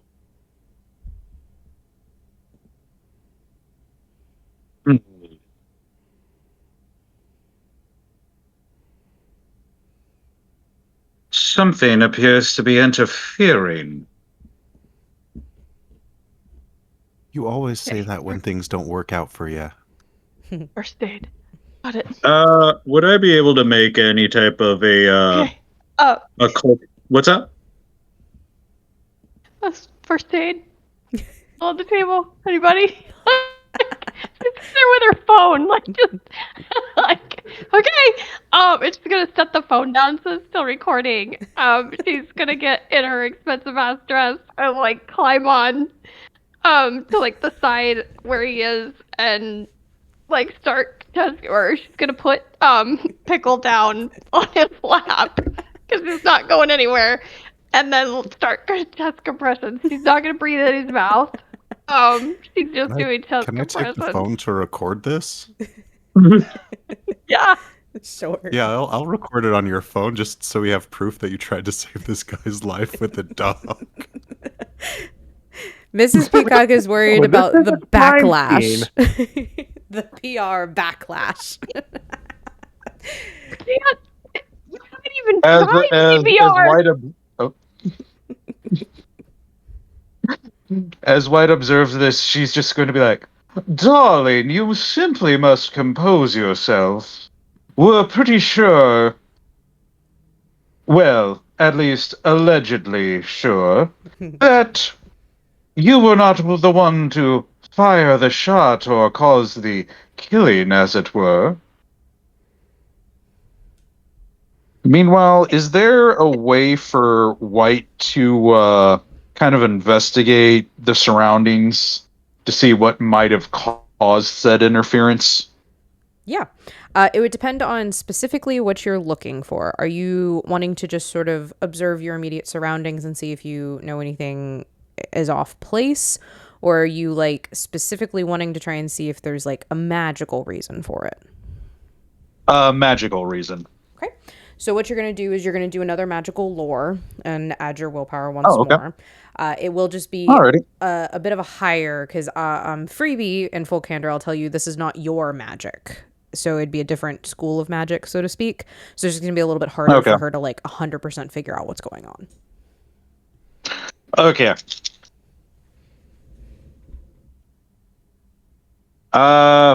Okay, so I've got double nines. Mhm.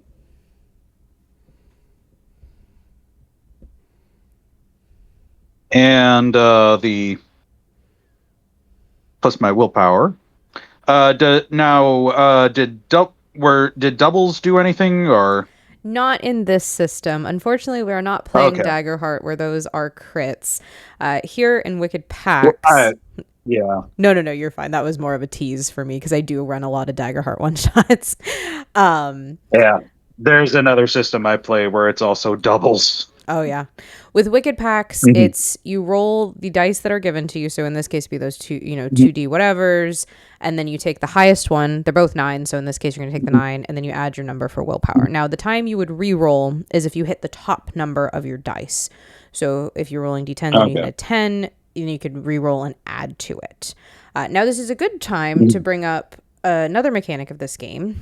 Looking at your character sheets, everybody has something called scene points. Those are right underneath your attributes under the derived attributes section. Everybody should have a finite amount of scene points. Scene points can be spent for a couple different things. You can spend a scene point to reroll entirely if you'd like. You can spend a scene point to automatically add 5 to whatever you might have rolled. And you can spend a scene point to alter a scene to an extent. So say, and to an extent, I mean, you can't do anything crazy. Like you can't say, I didn't have a gun, I had a flamethrower. Like we're not going to do that. But say you wanted to be on the different side of the room at the beginning of the interaction so that you would have been able to attack somebody, or you want to say that you remembered to do something previous. Those sorts of items you can spend scene points to make things easier on you as characters. Okay. Alrighty. So that would again probably just make it like 13 with my total. Mhm.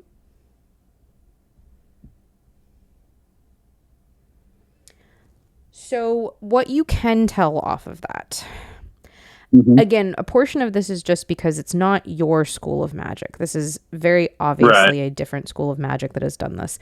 But there is some sort of warding. It seems to be within the home itself.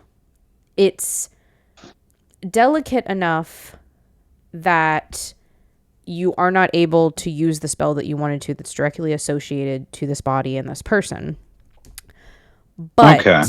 it's not powerful enough that, say, your servant who you cast and brought in previous just like dissipated. So that magic is holding, but it seems like perhaps the ward is like specifically for something on the grounds. Okay, with that information, Mrs. White is going to address the people in the room. It seems there's some form of magic preventing me from speaking with the dead. Not precisely sure what form of magic, but whatever it is, it's within the grounds themselves, and it doesn't seem to have any effect on Franklin over there. Very fortunate for me.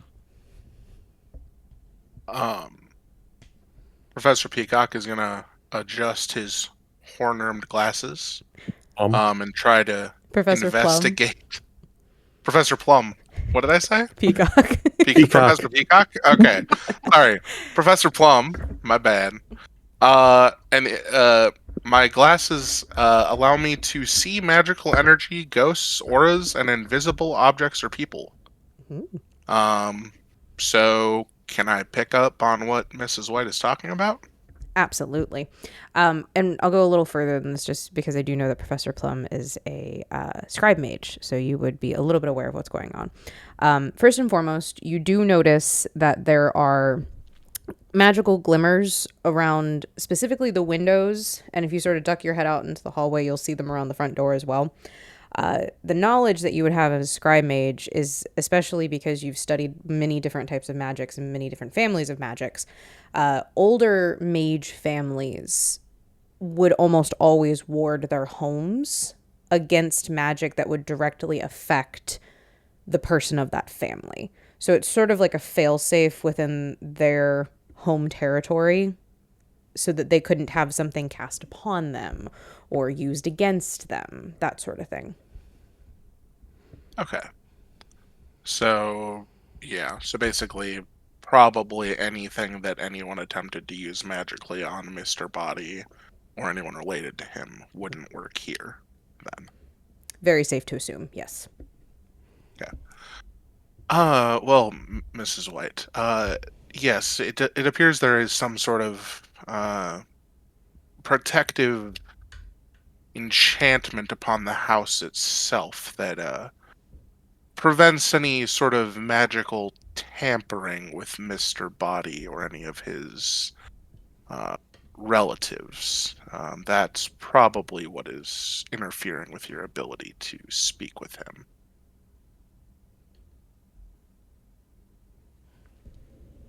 Miss Peacock gave it like 30 seconds, and she's done now. Wadsworth, to his credit, is very upset, just for the record. Lost Ogre. Ooh, uh-oh, did we? Let me see. They do not appear to be in the call. Oh, no. But Let me see. Let me try and send a chat. Does anybody else want to go into like the offices and rummage around for other people's blackmail and stuff? That sounds fun to me. We absolutely can search the house if you guys want to. I have notes for that. So first, Professor Green, or I'm sorry, Investigator Green Now we're all messed up now. Yep. Investigator Green Sorry. looks across. No, we're great. Looks across the table at Mustard, and he slowly puts his service revolver back in his shoulder holster. And then he's like, "Ladies and gentlemen, I don't want to be, the professional here, but it's obvious that I'm going to have to be. This is now a crime scene. So, Wadsworth, if you just want to go ahead and get everybody rooms, I will come around and take statements later. But just if you want to leave me here with the body, I will look over I will start my investigation. Who died and put you in charge? Ladies and gentlemen, I must insist, as the ranking officer here, that you all depart. Last I checked, you were in the same boat as all the rest of us. Just because you have a badge doesn't clear you of being guilty.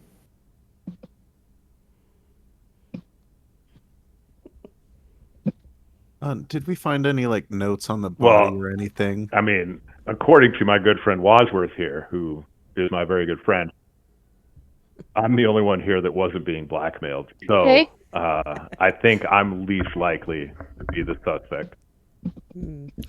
I don't think we ever quite cleared that up, Mr. Green. Oh, there we go. Ogre I think- joined us again. Before we do that, Parker, did you say were there any notes or anything on the body? I think I heard you say. Yeah, just before we're ushered out by the what is it? The police officer Green. Oh, we're not being ushered out just yet. Investigator Green. We're not going anywhere just yet, buddy. There are no notes on the body. What I will give you information-wise for everybody in the room is that Wadsworth is very upset. As soon as this all happened and the lights came back up, he immediately was, just very, very, this was not supposed to happen. And was actually trying to kind of assist Mrs. Peacock at that point, and then realizing that it was a lost cause, especially when she stopped. And he's now sort of sagged in almost defeat. And I didn't wish for it to come to this. I just wanted the blackmail to stop. And he's kind of in this semi-catatonic state at this point where he was definitely not anticipating this to happen. But he's not really he doesn't answer when Green says something to him. He doesn't really react when someone says something about Wadsworth. He's very he's staring at the body basically.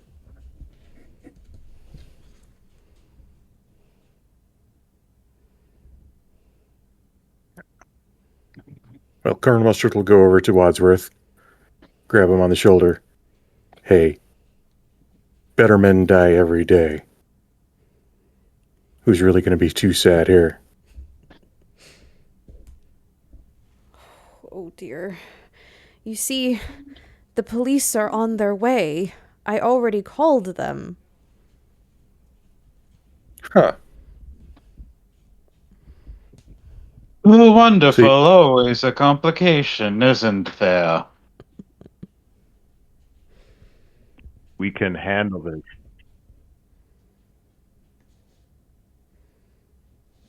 Well, I was hoping we'd get a confession. I have a recording going so that he would confess and we could present it to the police who I already called, and we would have all been freed and we would have never had to speak of the blackmail ever again.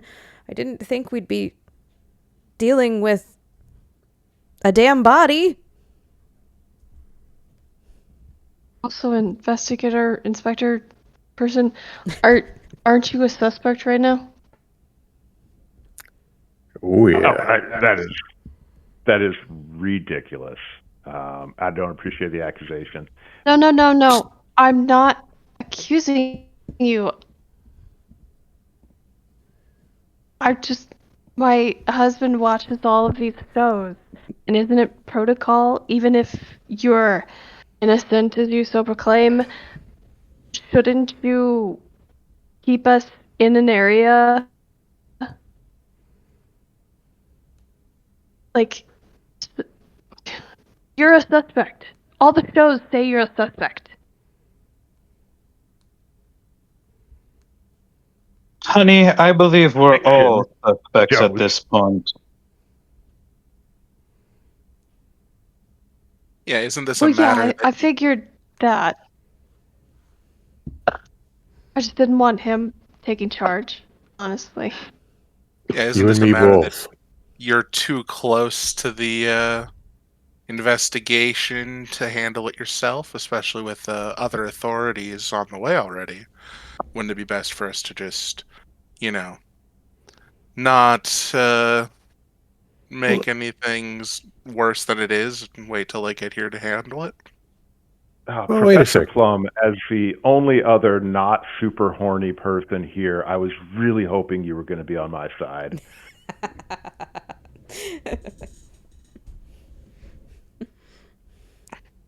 I mean, Some of us take offense to that. Some of us resemble that.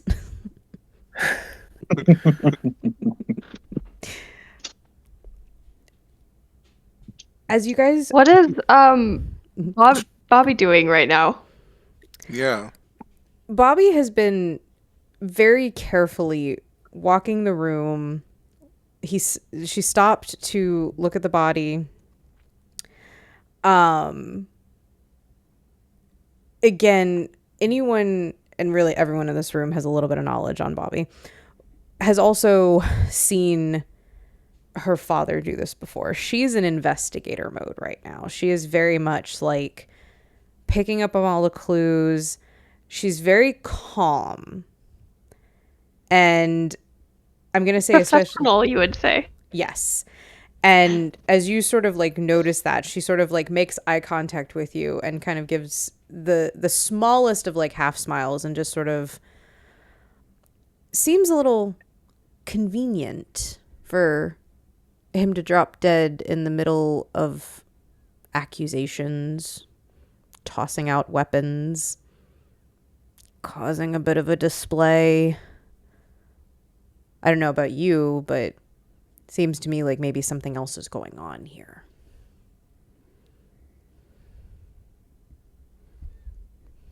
There's Hey, always Mrs. Peacock, while you're down there, maybe you could see why he was killed or how he was killed. I heard no gunshots and no knife wounds, but surely there's something. How? I mean, we did How- hear a gunshot, right?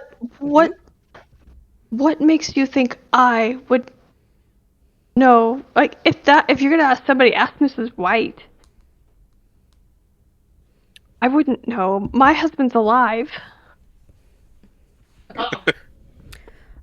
Everybody in the room, do me a favor. Let's do our first group roll of the evening. We're going to do an observation check. So everyone's going to roll however many dice is next to their observation, and everyone is going to add their intelligence. Oh, wonderful.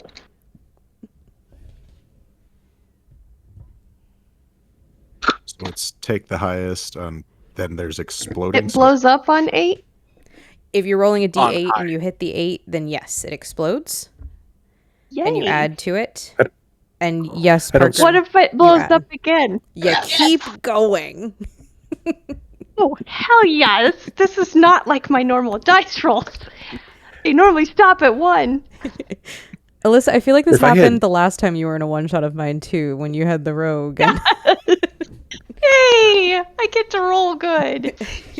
If I had 2 dice that were my top number, do I get to roll both of them to see if they explode again the second time? you absolutely do, think and you get that's to a pick the critical highest success, out of right? those. All right. And yes, Parker, Okay, if so they hit then- an explosion number, you hit them again, and then you add your intelligence number to the highest one you get to answer the question from the beginning. 15. 14. 14. 12. 25. Good golly. Smart. See, I knew to ask the right person. You were right in the right spot. Perfect. So I have a question Absolutely. because I'm still trying to process how I did this. Mhm. So for my observation, I have 3d10, Mhm. and all of them hit 10. Wow. The first group check, and I got like 4 explosions, y'all. Damn. Okay, we're ready. I'm understanding. So Yeah, the sad thing is this is probably never going to happen ever again. I'm like, yeah. So then you would re-roll all 3 of those, and then pick Okay. the highest one to add to your original 10, and then also add your intelligence number. Okay. Okay, where's that other one? There it is. Oh, wonderful. Yeah, see, here's what we're talking about. 112. So that my intelligence is 4, so then there's those 10s and a 2. So you'd 16. be 12 plus the 4 of your intelligence, so you would get a 16 there. Okay. That's still really good. Yeah, it's just I'm like, oh boy, here we go. All right. Start with 3 10s and then nothing. Yeah. Yeah. I've had the opposite happen. When I moved back after living out of state for a few years, I rolled a mage character for Mage the Ascension with a friend of mine. It was my first game playing with them and my first spell, and I rolled all ones. Not even just like I crit failed or like whatever. No, like all ones. I proceeded to hand my character sheet to the GM and start rolling a new character.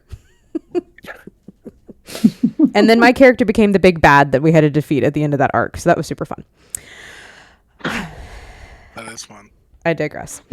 Okay, so I'm going to say everybody except for Miss Peacock.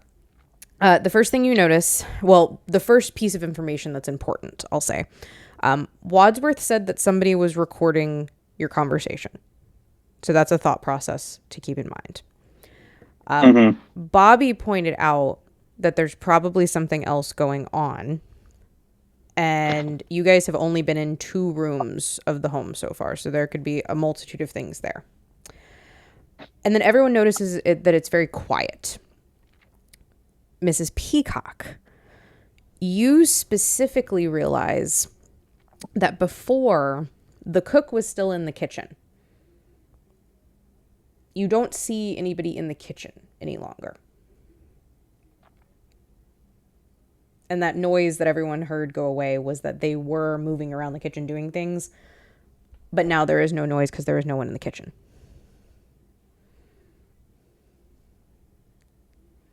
Has anyone seen where the cook went? Fairly certain we were in the dark just like you were. Are you going to ask him for more soup? I don't hear her now. Oh, wait.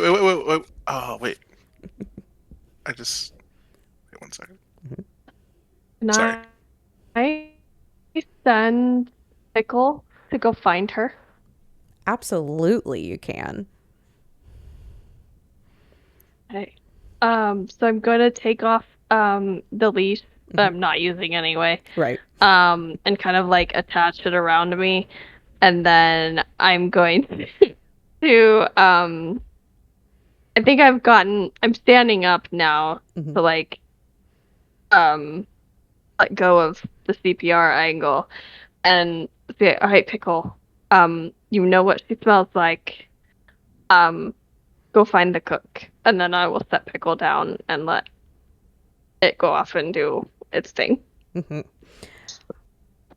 So Pickle goes running off and is gone for a long moment. We're going to say probably like 1 to 3 minutes. Not like a huge amount of time, but long enough that they were like searching out and doing what you asked. And when they return, they have a chef's hat in their mouth that the chef was wearing previously. And you notice that there's just the edging of red around the edge of that chef's cap.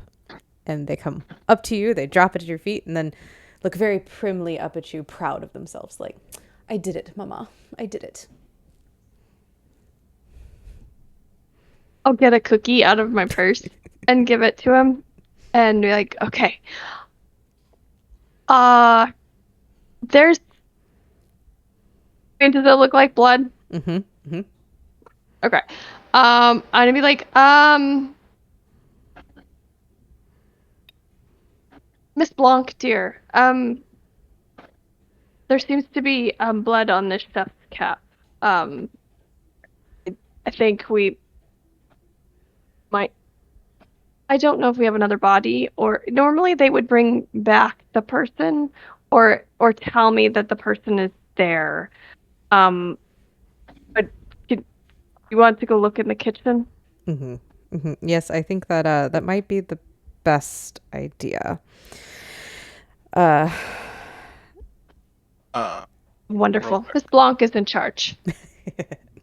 White is going to look at everyone and just be like, "Shall we all go and have a look then?" Josh, you were starting to say something. Yeah, sorry. I realized, Oh. like, way after the fact, was it absolutely pitch black when the lights went out? Because Mhm. I have night vision. So if there was even just, like, a hint of light from a lightning strike or something at the time, I would have been able to see what happened. But I'm assuming it was just pitch black. Yes, it was also directly after that huge crack of lightning.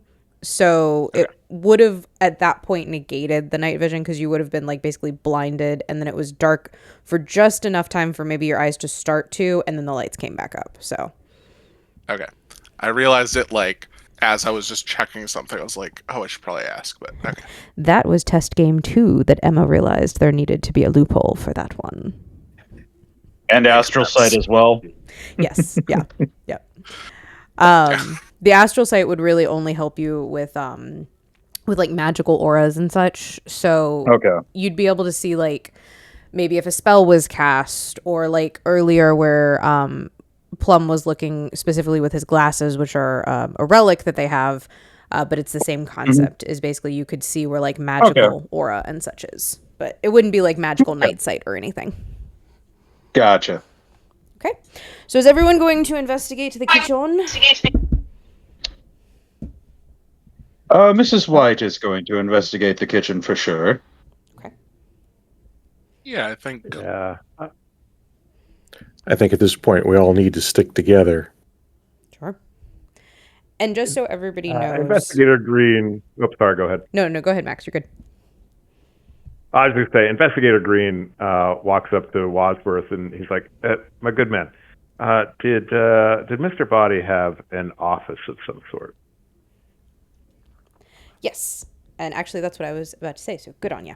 To give everybody an idea of the setup, again, very classic old school Hasbro clue board. You guys are currently in the dining room. It leads directly into the kitchen.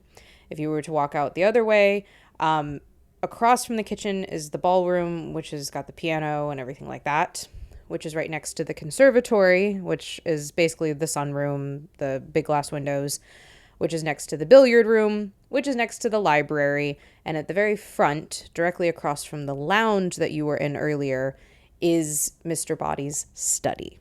So those are sort of all your options at the moment. Obviously, the kitchen is kind of at the top of our list because the cook and the blood and etc. But those are other options. There is also a second floor, which is all just bedrooms. There is a small attic space, and there is a basement space. So all of that is open to you guys if you wish to explore any of it at any given time.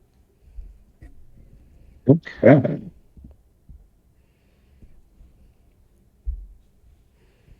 But for now, it sounds like the bulk of us are going to the kitchen. Investigator Green, if Oh, you yeah. wanted to duck towards the study at that point, you Yeah. absolutely could. I'm following Green then. Okay. So, you know what? I'm gonna do. Investigator Green is going to. I'm gonna cast a spell Okay. called Lesser Presence. And so, how do I cast a spell again?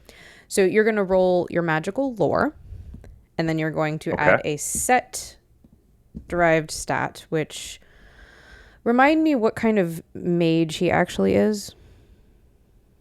He is a angel slayer, so I believe it's strength.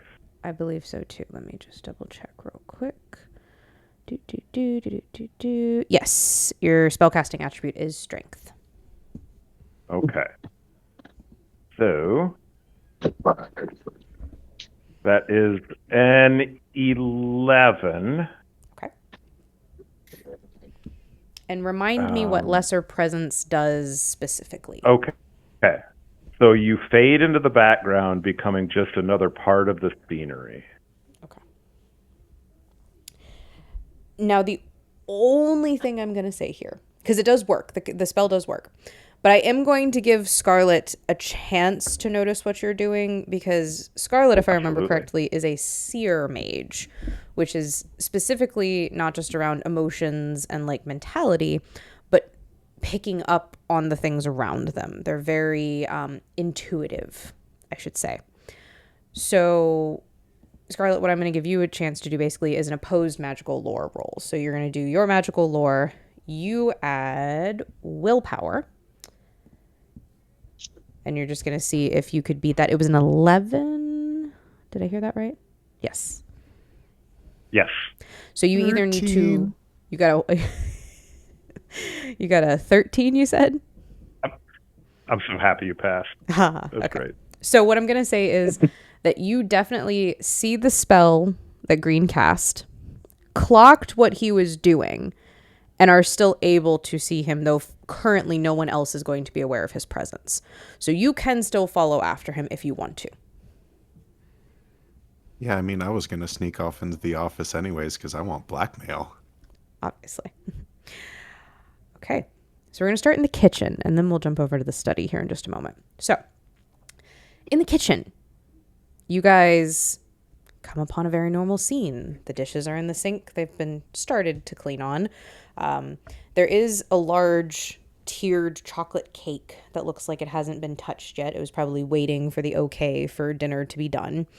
And then there's a pot or a kettle on the stove that has just begun to whistle. And the walk-in freezer doors just open about enough that maybe a tiny cavalier would be able to go through it. I think I Professor- would have put Pickle down so they could show us where the body is. I think I would follow Pickle. Professor Prum will just make a slight gesture with his hand to turn the stove off, Mhm. and then follow where Peacock is headed. Wherever Pickle may lead. Which I'm sure there's an innuendo in there somewhere about following your pickle. But Yeah. He gets me out of a pickle. aw, Uh, My emotional support animal. your emotional support So pickle. I'm kind of a big deal. your emotional support Oh my cucumber. god. I love puns. Oh, Pickle the- noses open the freezer door just a little bit more and then sort of sits primly as if to be like, here, mama, here. Another cookie, and I pick up. And then, Blanc, dear, I think we're looking in here. Okay. And from behind you, Blanc has pulled on a pair of leather gloves. Anyone who has dealt with crime scene, investigative, police, these are a pair of gloves that specifically investigators tend to use so they don't have to keep reusing like the latex ones. They are non-porous, they don't adhere fingerprints, those sorts of things, but they also don't mess with anything. So she would use these, pull open the freezer door, and as she pulls it open wide for everyone to see, you do indeed see poor Cook there on the floor with a knife in the back of her neck. Is it that same knife that was a part of the weapons that were poured out, or a different knife entirely? That depends on if Miss Scarlet put down the knife at any point or if she was still holding it. Oh, that was Ooh. my hip blade. I didn't even have that knife. Perfect. Then yes, it's the one that was previously on the table. Wonderful. So that's where that knife went. Okay. Hmm. With that, we're going to jump over to the study for just a moment. In the study, to describe for the two of you so that you're aware of what you're entering upon, it's a more narrow room than the lounge. It's about 2/3 the size of the lounge you guys were in before. There's a large fireplace, which does have a fire currently crackling in it. There are 2 large leather armchairs, a large oak desk in front of one of those armchairs with bookshelves behind it. And then tucked in the corner by the window, there's a smaller desk that's one of those like roll up writer's desks that has like a lock on it. So, Investigator Green, not knowing that Scarlet followed him, is going to walk right up to that roll-up desk. And he's going to drop, I'm not sure if we drop spells in this game, but You can. whatever yes. it is, he's going to drop it so that he kind of can be noticed again. And he's just going to start trying to see if he can unlock that roll top desk. Absolutely. So that's going to be a lockpick if you have it. I do not. If you do not, then you can do. You have police I would sciences, don't offer you? my help. I do have police sciences, yeah. I will allow police sciences. I feel like at some point they would have had to teach you to pick a lock, at least for like security purposes. Yeah, okay. So, You're going to add your reflexes to that. that's a 7, that's a 10. Okay. Parker, you started to say something about, I think, helping. I was about to say I do have lockpicking, and I could announce my presence if that doesn't work. It is just a little lower than what I needed. Basically, you kind of take out a couple tools from your belt, things you would have kept with you that you use on the force and such, and you would try and do it, and it just wouldn't quite click over. Like, you can feel the mechanism moving, but it's just, that wasn't your favorite part of that day in class. You were more worried about the investigative side, so you could pass your investigator course, and just not quite. I had the never tools picked arranged wrong on the table. Yeah. I've never got good at this. If only there was like an actual criminal around that could do this. Ask and I shall receive. Yeah, I'll take out my hairpin and like, Mr. Green or Investigator Green, could you move out of my way and I will take care of this? What the? Yes. Of course. Please, give it your best shot. I got a 4 plus whatever, so I fail. Well, don't forget, you guys do have those scene points, which you could do an auto 5 or you could re-roll entirely. While they are finite amount of points for a one-shot purpose, use them if you want to. Wouldn't know. Yeah, I'll use one to get an 11, I believe. I think it's like reflex plus for my lockpicking, right? Yes. Which that will Definitely. succeed. It's a higher roll number if you're not using lockpicking, but because you are using it, then that works. And it clicks open, and you can roll it up if you wish. Yeah, I was just like bent over in front of Investigator Green and then done. And then I'll open it up. And I will offer him first pick of the stuff. Yeah, as Miss Scarlet was bent over, Investigator Green was purposely like moving to the side so that he wasn't directly behind. Great work. Just like when we've worked together in the past, you always do tend to crack the cases. So and I'll go ahead and start shuffling through the desk. Oh, Investigator, you're so Ruffling. smart. You're the only one who can solve these things for me. It's I'm just a girl. It's like I need to focus. I'm going to focus. Just, um, yes. So I'll let you know very easily. You guys do find a stack of files. There is exactly 7 of them. Each of them has sort of a name scrawled across the front. Green, plum, scarlet, mustard, peacock, white. And the last one says Blanc.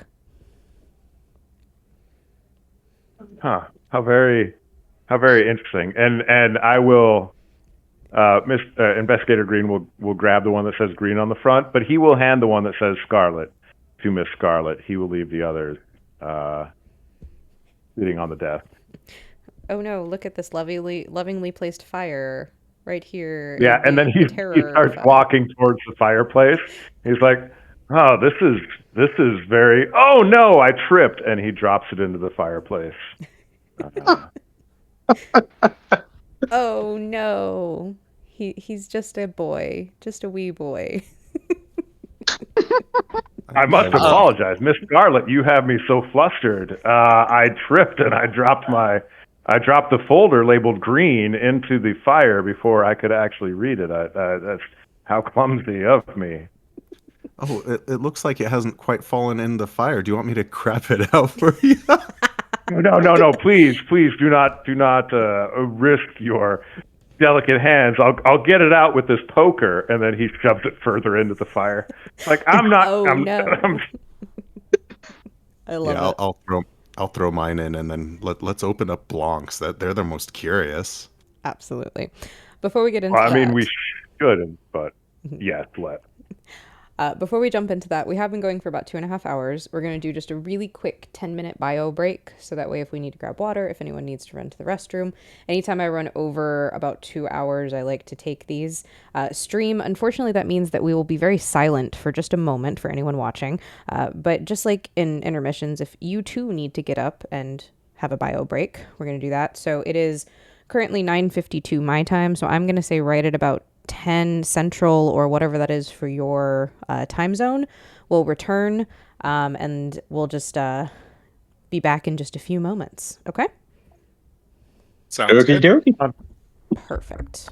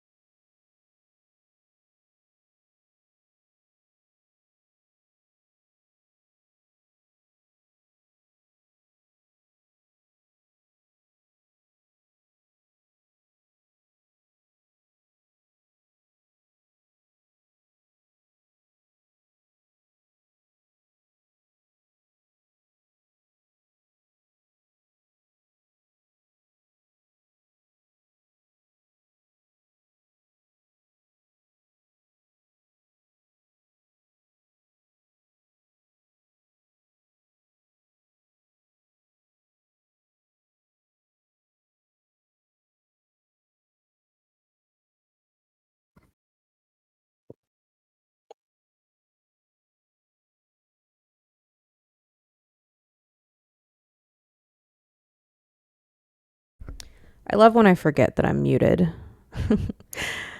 Anyone who's finished, just turn their cameras on for me when you're ready to come back. We still have a few more minutes in our bio break.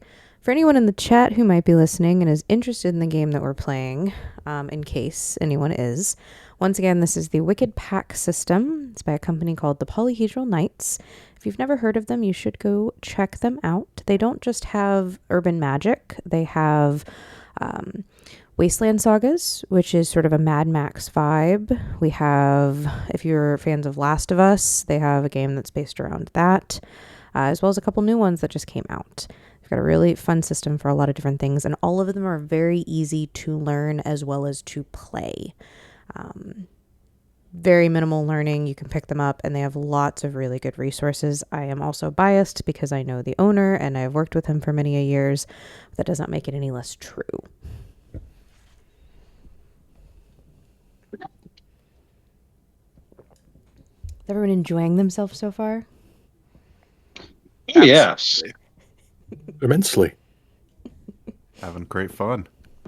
It's hard not to take player knowledge, intimately familiar with the movie and, use it as character knowledge, though. Yeah. Oh, yeah. Thankfully, yeah, I have, yeah. Having just rewatched it yesterday, like last night, very, very refreshed on exactly what happens, but obviously, it doesn't necessarily how it all played out this time. So when we have so many different possible endings. Yes, which I will say that you guys have already hit a certain key points, and then I did my key roll for which ending we're working towards now. When I was planning this game, this is still, I think, hands down, the most ambitious game that I've ever planned or run for myself.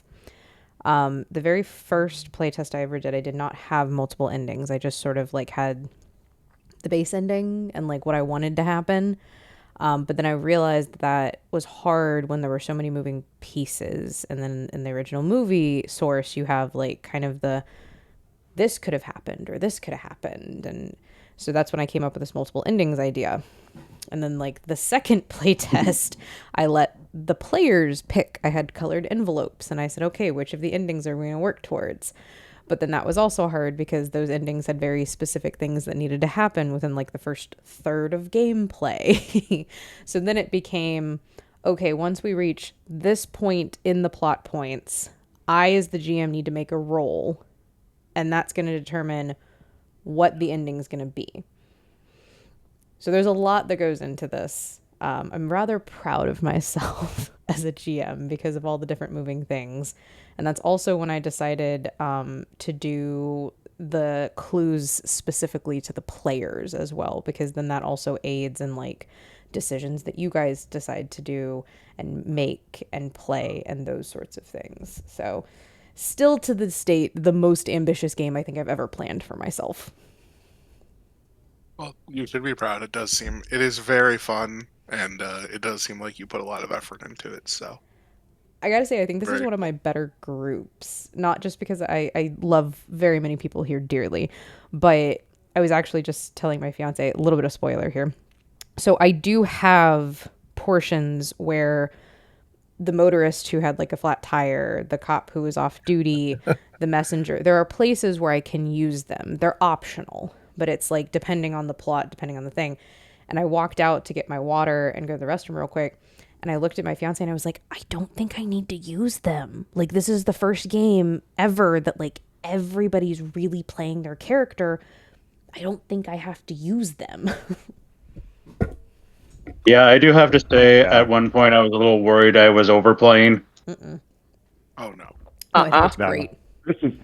I'm just going to say right now, everybody is doing incredible. Anytime, we were almost 2 hours in before we got to the actual murder. Right, that's some pretty good role play. Everybody's crushing it. So I love all the these. movie's only an hour and a half. Right. We're already way over screen time. In the best Yeah, way. There's going to be some studio edits here. So, of course, I'm also transitioning from playing a crazy clown that also solves crimes in a D&D game. Oof. it makes it fun. When you talked in your normal voice earlier, I didn't recognize you. I'm like, Oh, that's Ogre. That's Mrs. White. Okay.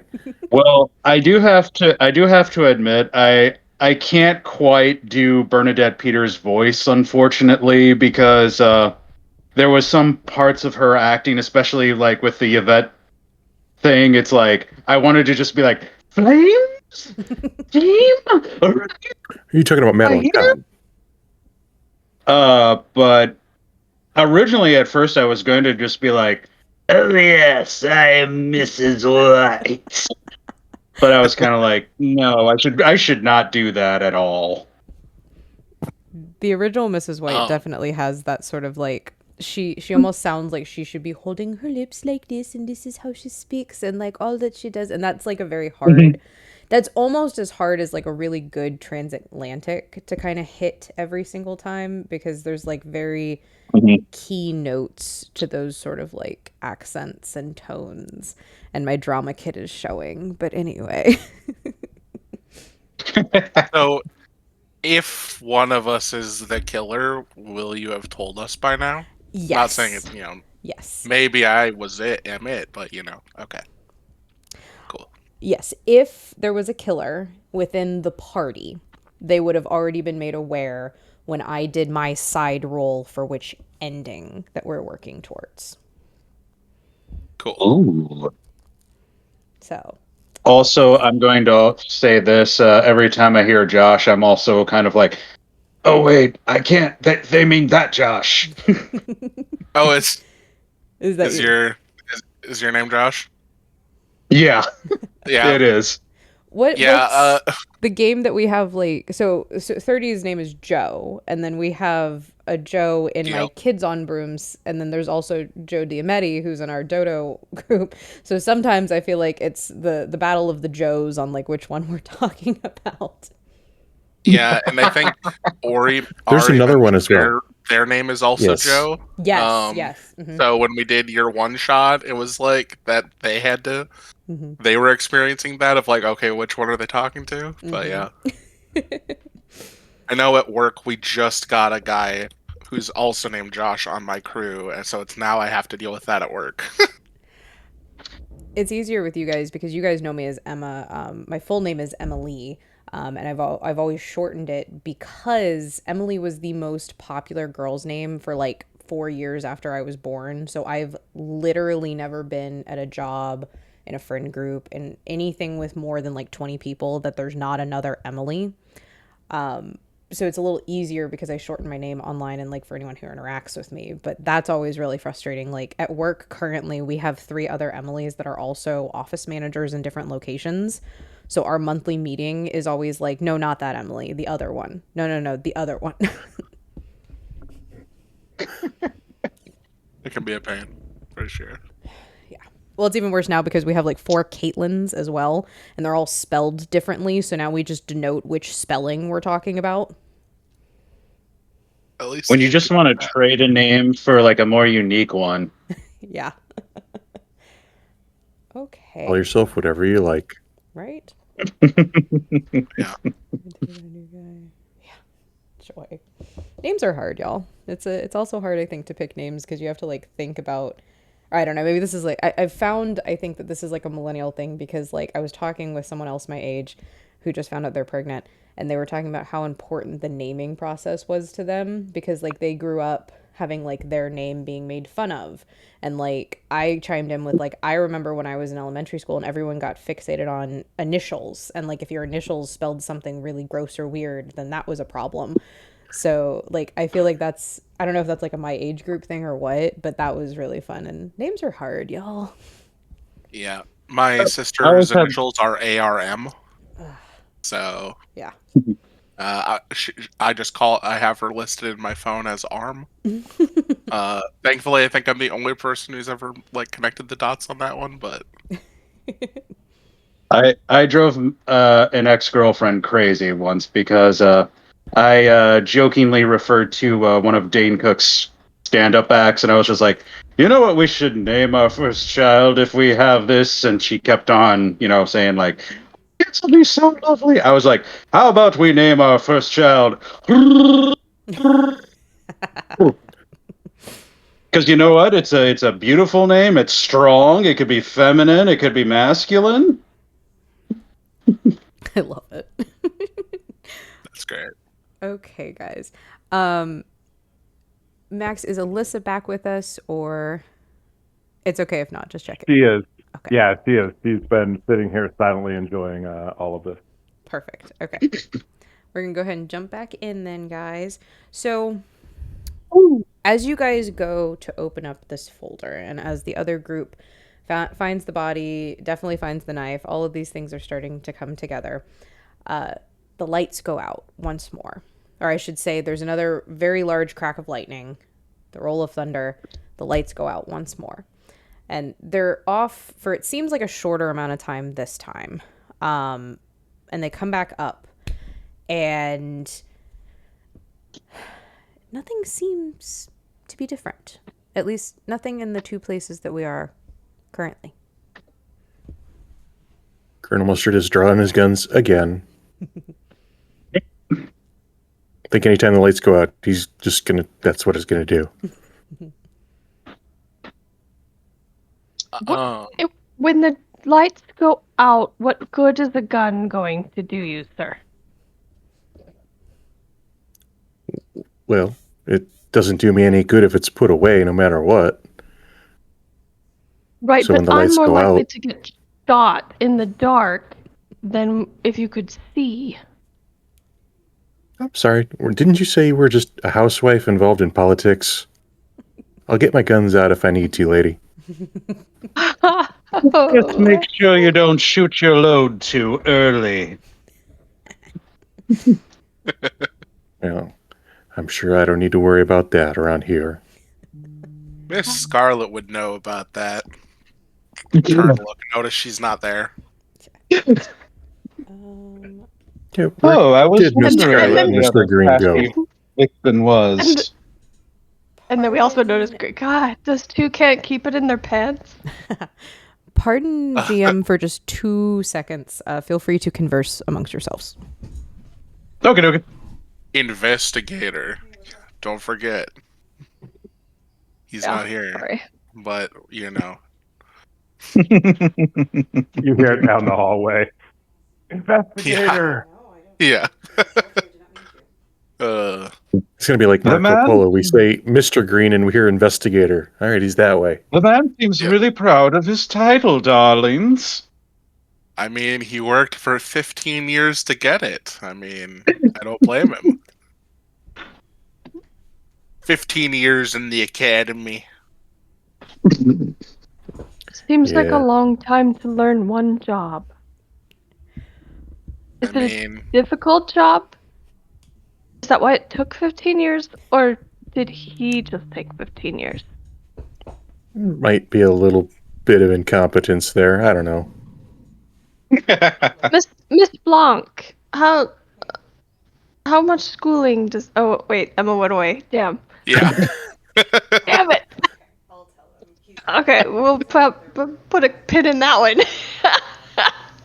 You just see Miss Blanc just kind of, distracted by the dead body and everything else.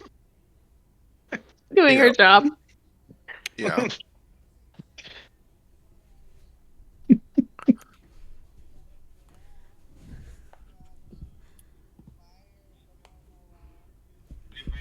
I But think yes. I am I'm going to still like here, look around guys. the Give strip. me 1 quick second. My parents just drunk dialed me, so I'm dealing with that really quickly. I'll be right back. Oh, You're good. Awesome. No worries. Pretty soon we're gonna be able to say the stream has everything. That's parenting goals right there. Yeah. All right, who had parents drunk dialing on their bingo board? Not me. Oh, nope, Yeah. not me. Darn it.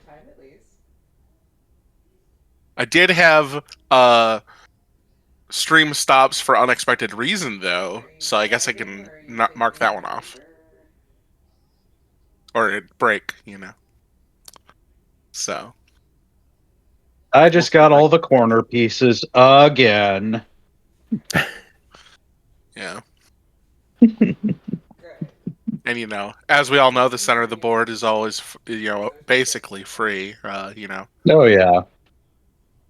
Everyone doing an excellent job at playing their character. So I thought that was going to be innuendo. oh yeah, I mean, I guess it depends on which board you got. Okay, sorry about that, guys. No worries. I love Meanwhile, my I parents saw so much. Now that they have like all adult children, occasionally I will get one of those phone calls where like they went out with their friends and they're like, "Hey, we love you," and I'm like, I love you too. Is anything wrong? No, I just want to let you know we went to the Guns N' Hoses game and we got really geez. drunk. I'm like, okay, thanks, Mom. I'll talk to you tomorrow. Oh, hashtag goals. I want to do this so bad to my children. Anyways, I love my parents, and I think it's I know most of the people in the server know, but like I just moved out of state away from my family, so she definitely calls me more often, and I definitely think that's what it was. It was very much like normally I'm the one babysitting my little sister who's special needs for like this portion of things, and they usually would tell this to me in the evening when they come back, and I'm like probably already in bed with her and like asleep, and they're like, wake up, we this. So now I get drunk phone calls instead. Lovely. But anyway, back to this so very important game. Oh yeah. Go ahead. Well, so with us noticing that Miss Scarlet and Investigator Green are not in the room with us, Professor Plum would like to cast Mage Eye. Okay. To kind of scry and peer upon them wherever they may be currently, see what they're up to. For sure. Are you sure you want to do that? I thought about it, and against my better judgment, yes. All right, we found Plum. He did- All right. he did say he was the one non-horny person here. Yeah, yes. Investigator Green claimed to be one of the 2 non-horny people here. So Yes, claimed to be innocent. Yeah, we'll Timing see. wise, if this spell happens, I really want it to be when he was directly behind Scarlet when she was opening the desk. Oh no. Please. I love that. I love that. Okay, well, and with that, what I'm gonna say is we are gonna jump back to the study really quickly because we took our bio break right before you guys opened up the file that said Blanc on it. So in the study, and I'll let you know, Josh, how much of this you get in a moment. You guys kind of huddle over the file. Obviously, you can decide what to do with the other 4 for whatever you want to do. But with this one, you open it up, and instead of seeing any of Bobby's information, you find, Green, what you very much know is a precinct file, which is basically what is created when somebody is employed through the precinct. And it is a precinct file for Bobby's father, Benoit. And it has general information at first. It's his name, his birth date, his family, wife deceased, daughter alive, all those fun things. And then as you're kind of flipping through the normal, you find the incident report of the incident that all of you are aware of. And it's a very short incident report. You know that something like what was rumored to happen with Investigator Blanc happens, and there would be a deep investigation. There would be a lot of information. This is a 1-page incident report, and it is very bare bones. It is very suspect thought to have mental break, caused implosion spell in middle of designated precinct, 10 dead on arrival. That's it. Very, very bare bones. And then you flip past that and you find a group picture. It looks like maybe college kids, just kind of from ages and whatnot. Group of like 10 of them, all guys, all younger, all wearing like polos. It looks like maybe there's like some fraternity symbols on some of them. you notice who looks like a younger Benoit Blanc. And next to him, it looks like a much younger Mr. Body. And that's the last thing in the file. So this is very interesting because I was a big admirer of Blanc, and it's interesting that he knew Mr. Body all the way back then.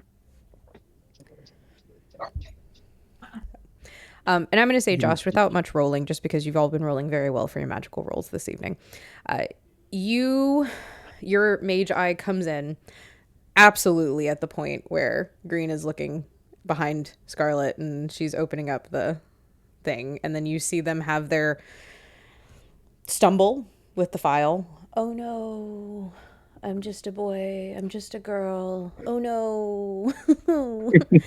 Let me fix it with the poker. Oh no, I actually pushed it too far in. And then they open up the Blanc file. And the way that the Magi is it's not a perfect camera. You can't see like everything.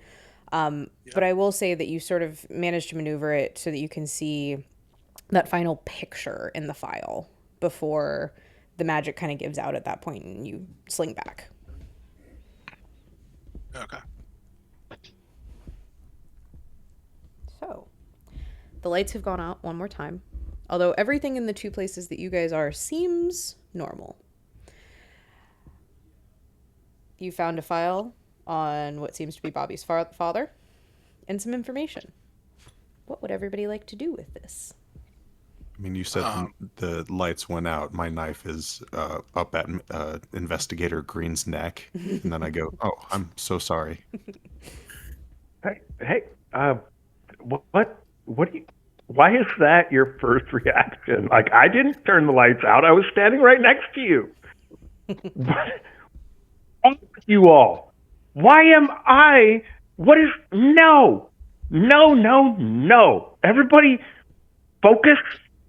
Get your shit together. We're gonna get through this night, but I need everybody to stop acting super insane and super horny. All right, let's just in the room with Scarlet only.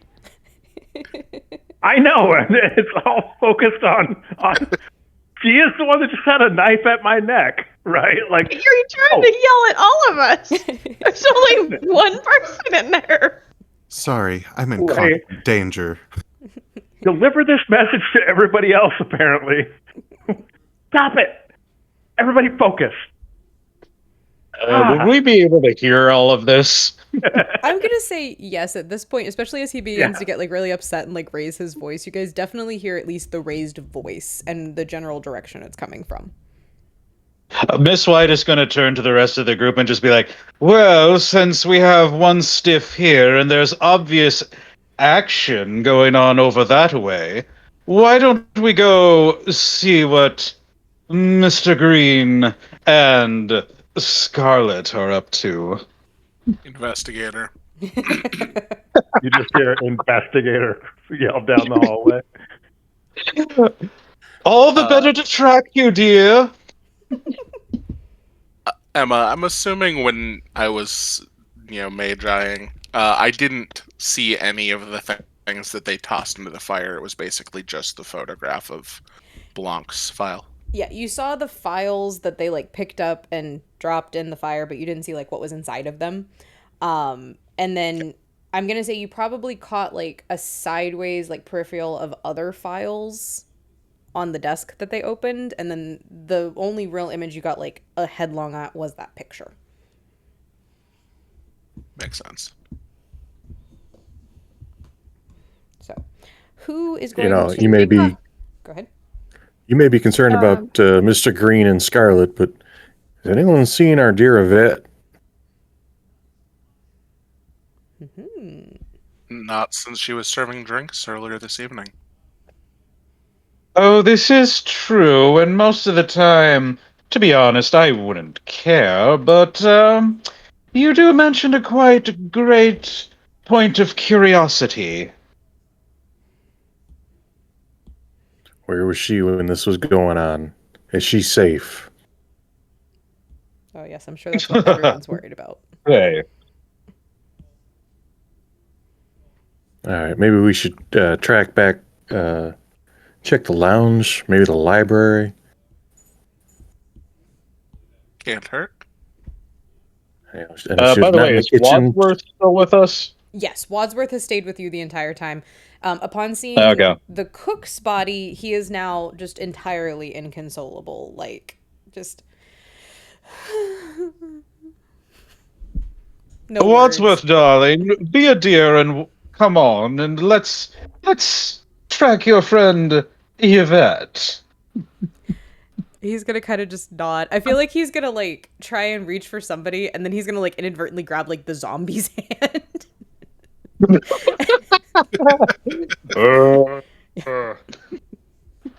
Mr. Wadsworth, real quick, where would your dear cook keep her recipes? He's gonna kind of shake his head and like gesture to the side, and you see that there is. You vividly remember the cook having a family recipe box that she kept under lock and key, and there is this wooden carved box with her family crest on it, and it is open on the counter. Such a horrible person. Can Miss Meacock go over and find the soup recipe and take an image of it with her phone? Absolutely. Hey, sweet. That's what she's gonna do. And she's gonna act like this is completely normal. And then just, all right, pickle, we got it. And then just walk and follow the Peacock. other group. She's not going to need the actual real card anymore. It's family. I think she has family. I just want the recipe. I mean, the soup was okay, but Oh, you didn't Okay. even taste it. You just inhaled it. well, sometimes you just got to get through your meal so you can get on to what you're supposed to be doing. Enjoying things around you? The little things? Like pickles. No, his name is Pickle. Oh, singular. Just one pickle. Because he gets me out of a pickle. Okay. If he gets you out of tonight, then I guess he'll earn his name. He's already earned his name. That's why he's named Pickle. If you say so, ma'am. Did you call him Cucumber before that? Or just preemptively knew it was appropriate? It just,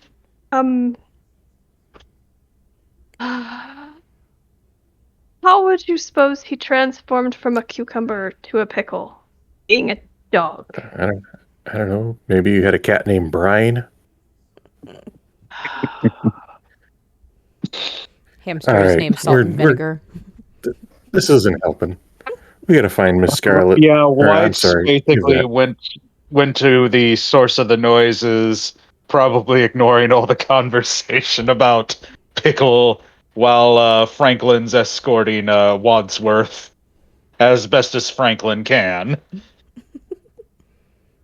Okay. Are you? It's only important for me because you could interact with someone else. Are you heading like out the dining room through the front hall to the study, or are you wanting to go sort of the back walkway, like across the ballroom, past the billiard room and the library? Like, which way do you want to go?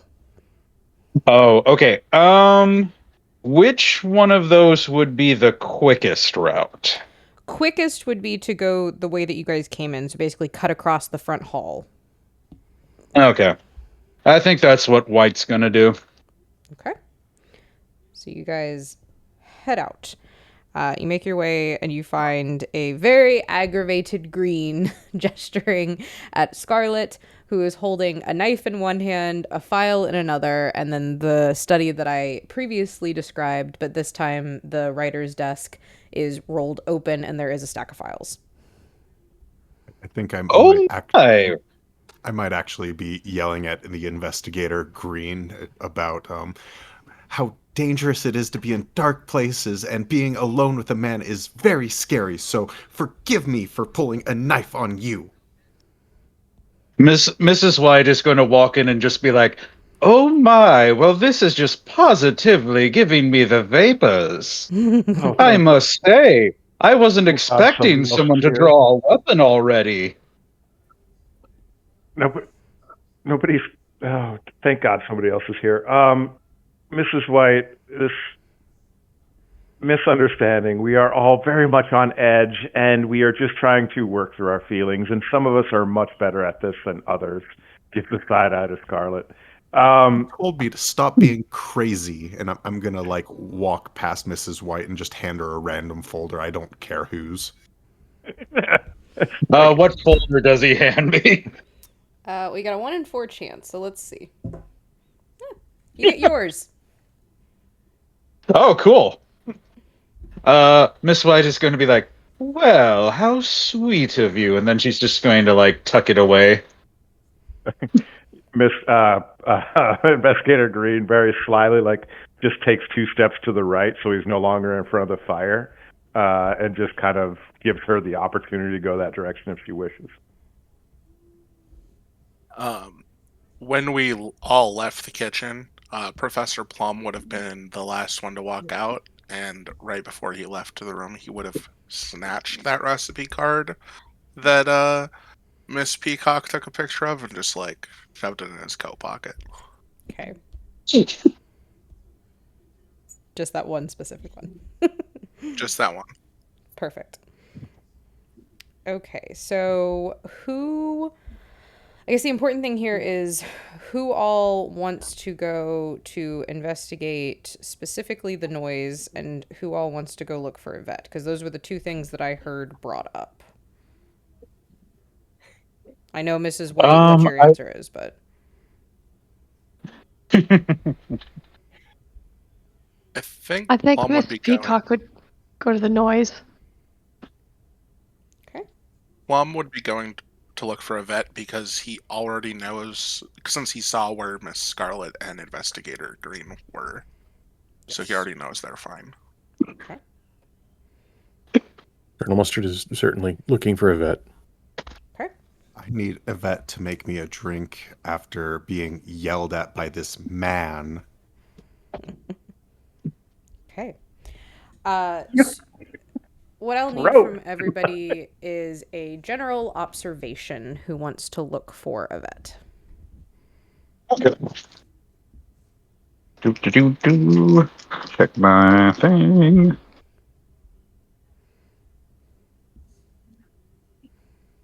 And that adds intelligence, correct? Yes, it does. Plum got a 13. Ooh. I had your problem, Ogre. I rolled 2 8s and then followed by 2 1s. Well, I have a 13. And 11. Scarlet wins with 17. Amazing. So I'm going to say, because Scarlet got the highest one, she's the one who finally does, but you guys kind of just spread out, and you managed to find Yvette set up in the library. She's sat basically behind what looks like a recording setup. You can see the input wires kind of going outward, probably with remote recording devices in all the different rooms, just like Wadsworth kind of let you guys know. And she sort of is waiting, she sees you guys coming, and she's just sort of sitting there, she's got a glass in her hand, and she's just sort of what an evening. Everything going on all right in here, Yvette? She's gonna be very, at this point, she's very nonchalant. She's gonna shrug. She's I have been here the whole night. I drink, I listen. It seems like you are having more troubles than me. So, you've been here the whole time? I've been here the whole time. No, she's, we, I no move. Senor Watts, or Senor, well, that's the wrong language, guys. Yep. Monsieur Wadsworth, Monsieur? he tell me to listen. He tell me not to involve. So I not. Did you happen to hear a commotion from the kitchen then?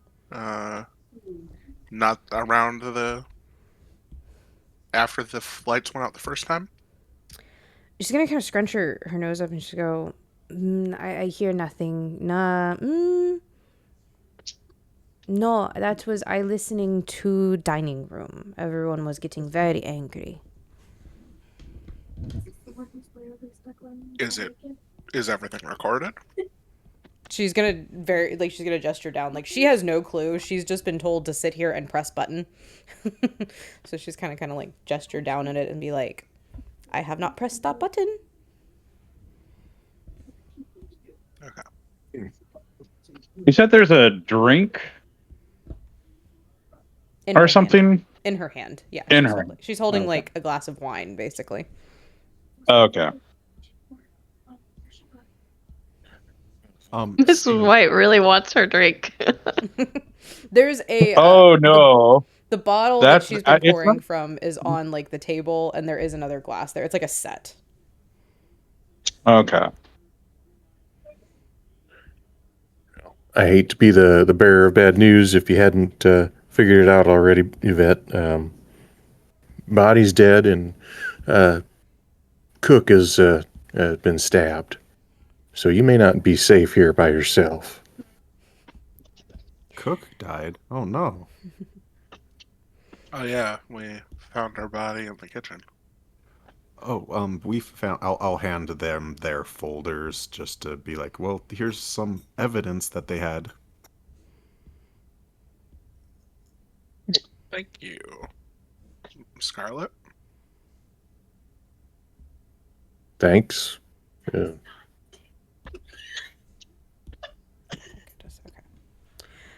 You girlies That are what- all handed a file with all of the information that's being blackmailed. So you now have it in your hand. Yeah. Well, we know Yvette's okay now. Is Wadsworth in here with us with Yvette now, or is he in the study? Or Pretty sure he's still did he- holding the zombie hand right now. so then Mr. White is. I'd ask him if, since he's the one who asked Yvette to do the listening and stuff, ask him if he knows if it was recording, if we would be able to play back anything from the kitchen, see maybe what happened with the cook, or He's a little catatonic right now. Could I pour myself a drink and splash him in the face and be like, "This is all your fault. You put us all here. Now help us out." Absolutely, you can. Darn. Give me a.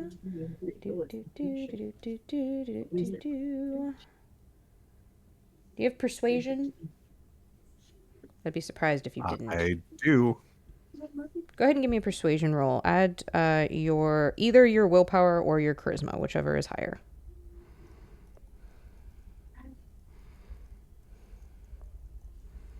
I think a total of 10. Okay, that'll do it. That's fine. Yeah. So you do it exactly as you just say. Like you pick up the extra glass, pour some more wine, throw it in his face. Like what is done here?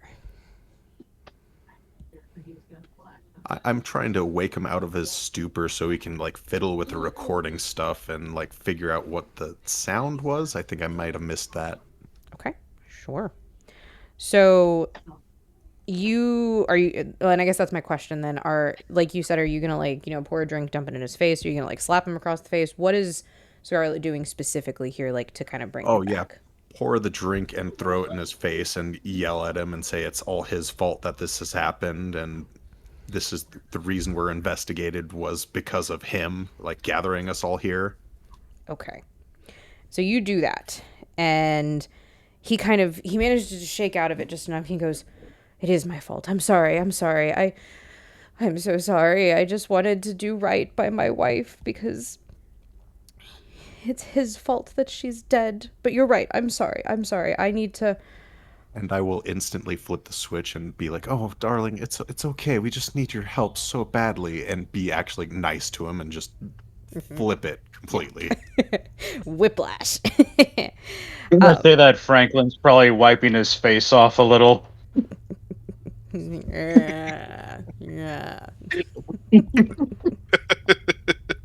Poor Franklin. Franklin's the real innocent here all along. So Wadsworth kind of like nods along with you and is like, yes, yes, yes, I'm so sorry. I'll be, yes, helpful. So he goes over to the sound equipment. As he goes over to the sound equipment, I'm going to say Mustard, Scarlet, and White. Okay. Give me an observation check. Okie dokie. And Mrs. White, I'm going to say you particularly are going to have advantage on this, which means you're going to be able to roll twice for me and take the higher one. Oh, okay. There's a reason for this. Oh, thank goodness. That is way better than the first time. Mustard's at a 22. Oh, okay. Wow. 7. What? Okay, I don't have 22, so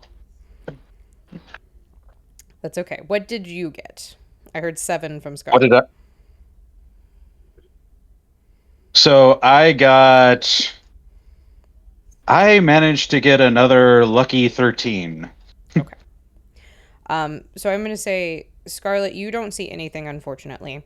Mrs. White, you notice that Yvette... So previously, Yvette was sort of like lackadaisical. She was like, I'm just here to record. Like, you know, this is like her true intent. But when Wadsworth kind of came to, she did tense up a little bit.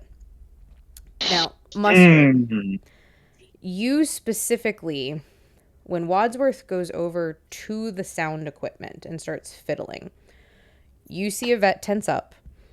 You see her hand like grasping that wine glass. You see it like not enough to like crack anything like extreme, but the feeling, you know, when someone like holds glass too hard, it has that sort of like feeling, that sound, that sort of thing. You see that. And then you watch her slide back in her chair because she's sat at the desk where this equipment is. And you watch her very purposefully place one of her feet near one of the cords as she's rolling back in the chair. He's going to go over and kind of lean down towards her, put his arm around her. You know, you're safe here as long as we're with you. And he's just going to keep an eye on what she's doing with the cord. And she's going to turn this big, bright smile on you and just, oh, yes, I know. I'm safe whenever you are here. And she's going to place like her hand on your chest. In an attempt to obviously sway you. But if you're specifically watching, the foot that she is strategically placing, she's using it so that the back of her heel is going to basically hook that one cord. And as she pushes the final kind of little bit back and almost like falls into you, as it's going to pull that specific cord out. So the deed is done. Mm-hmm. Mm-hmm. All right. Let her have her secret then. And you guys are all going to don't think I don't Go ahead. know what you're doing here, lady. He says real quiet. And she's just going to like bat her eyelashes like, what do you mean? Whatever. I'm just a girl. I think Mrs. White is going to chime in and just be like, "Oh, please, darling. You're using charms on someone that might fall for it, but unfortunately, someone in this room has played the games you have." And then she's going to walk up. Well, you let us know if our body count gets to yours, and then we'll talk.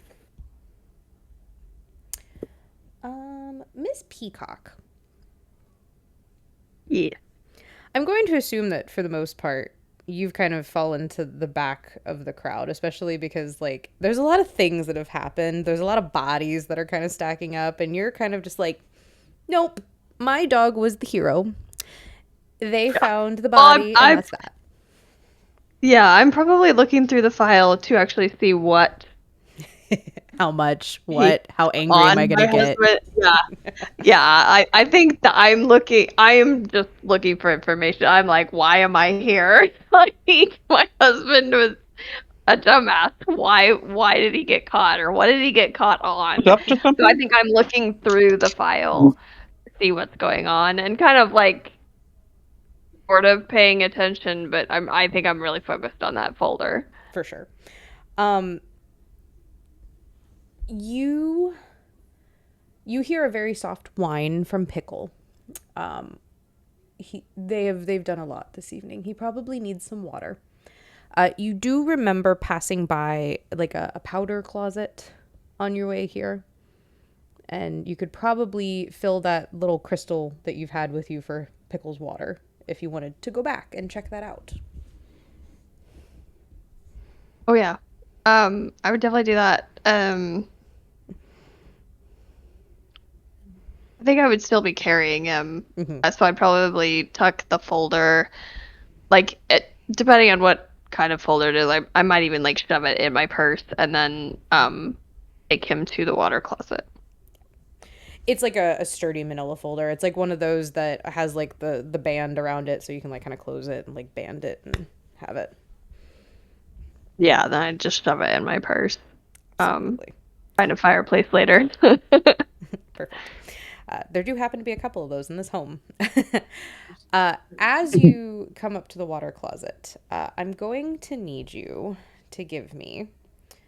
We're going to do an athletics, and you're going to add your reflexes. All right, athletics. Okay, so if I don't have a dice at all there, what do I do? So there's two ways we can go about this. Really cool aspect in Wicked Packs is you can do something called an unskilled check, which is where you basically roll a d4 and hope that it explodes, because d4s are the easiest dice to explode. Or you can look at the items that you do have on your list and tell me something that you think correlates to athletics and that you could roll instead. There's going to be another death. I think she's Oh. finding something. Max just reminded me I have educated, which means one time I can roll 2d8 for a skill path for that skill without any training. So I'm going to use my educated. Absolutely. Which is a really cool merit in this. I think it's called something else. I don't feel like remembering at the moment. For Wicked Pack specifically, everybody has different ones, and that's a really cool one because it basically means that instead of doing an unskilled once per game, you can take something you don't have anything in and roll those 2d8 instead. Okay, and then what do I add reflexes to that? Yes. Okay, I got a 9. Okay. I'm gonna say you manage, so you go to open the door and it sort of catches for a moment, almost like there's like a weight against it. And so you sort of like tug a little bit. And when you go to tug back, Pickle yips and it scares you enough that you do manage to jump back, but just barely. And it's going to knock that crystal glass bowl out of your hands. And it's going to fly back and shatter against the wall. And the body of Mr. Body is going to fall out. And this time there's a bloody welt on the back of his head. Well, I'm doing what I normally do in the house when I drop something and pets. I will pick up my pet and blast on the floor and then notice the body and kind of sit there and be like, Mr. Body's body is moved to a different location. Help. Hey guys! Help. Hey guys!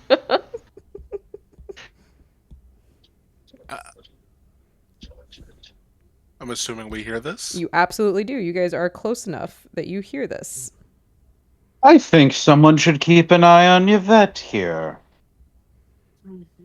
I volunteer Come with us. myself. Just, we should stick together. Yvette, come on. He's gonna, give her his hand and get her out of the chair and evacuate the room to go to the call for help. Absolutely. And she's going to tuck herself into your arm and just... He's not going to be playing that game, but Yeah, let's go check it out. Mrs. White is going to roll her eyes and just like sigh oh so dramatically.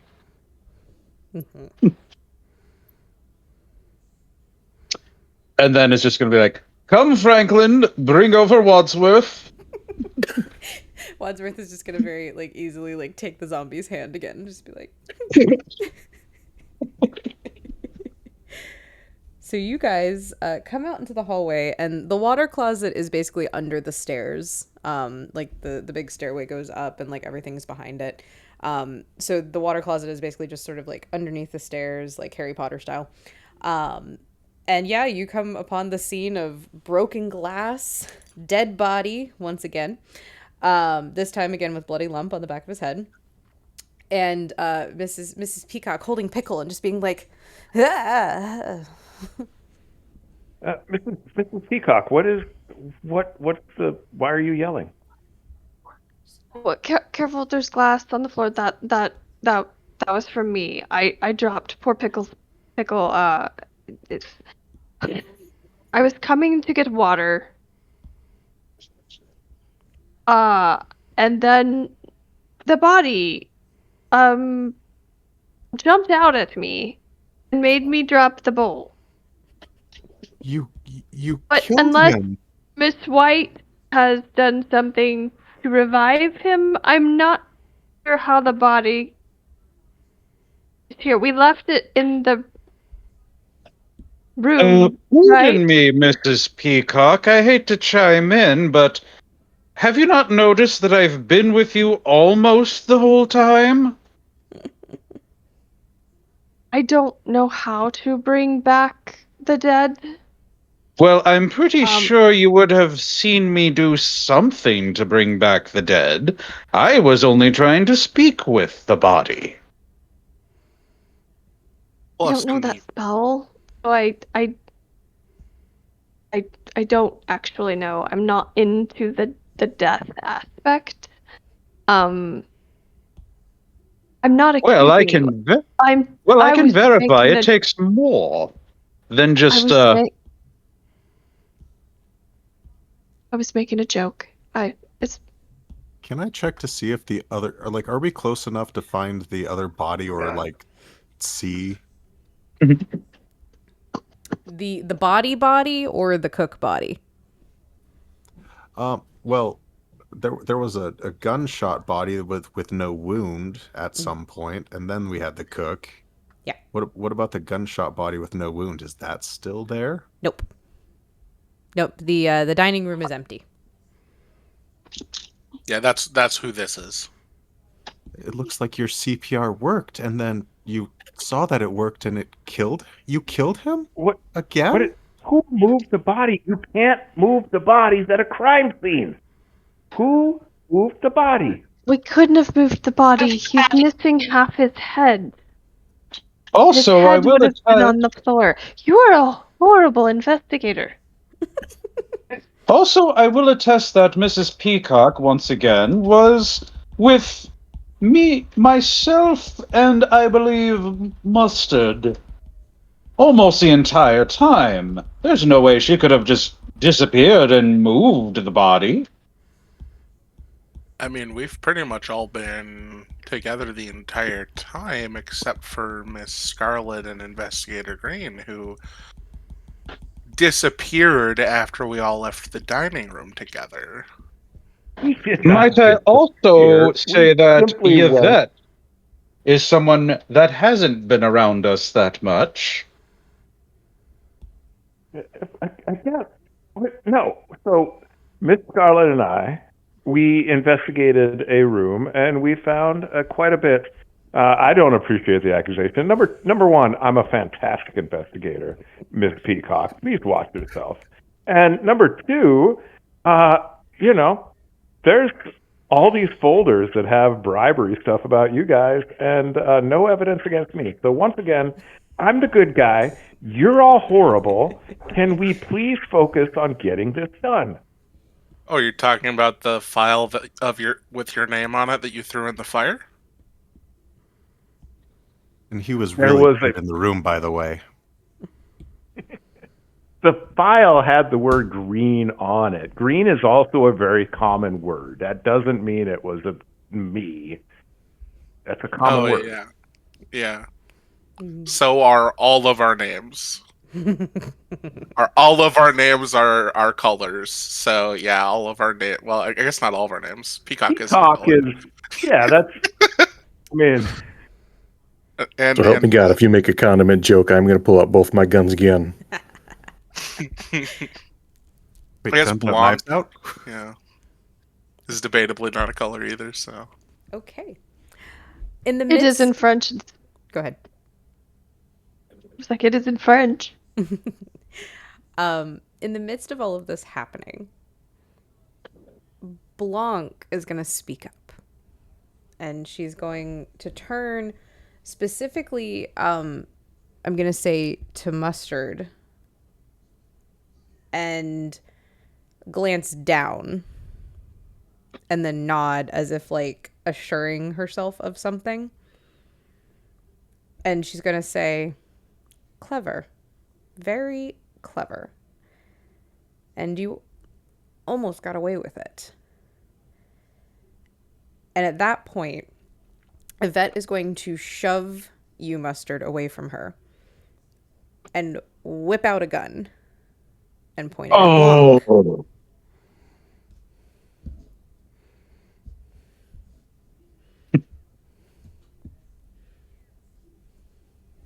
Well, well, well. Color me surprised. Not really. Yes, you're yellow.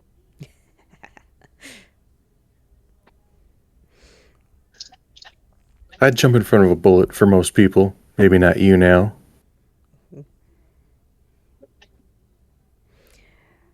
I think So Mrs. that- White is going to look over at Yvette and just be like, and say this to her in French and just be like, "Oh, mademoiselle. So your true colors show once again." You are one to talk of true colors.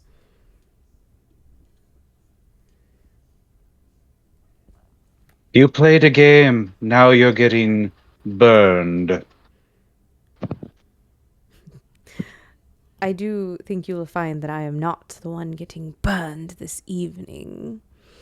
And she's gonna shoot the gun at Blanc and hit her in the chest. Can I cast a spell on Yvette? Sure. Okay, Wait, I'm so- gonna cast. What's up? No, what does she do? She just shot Blanc.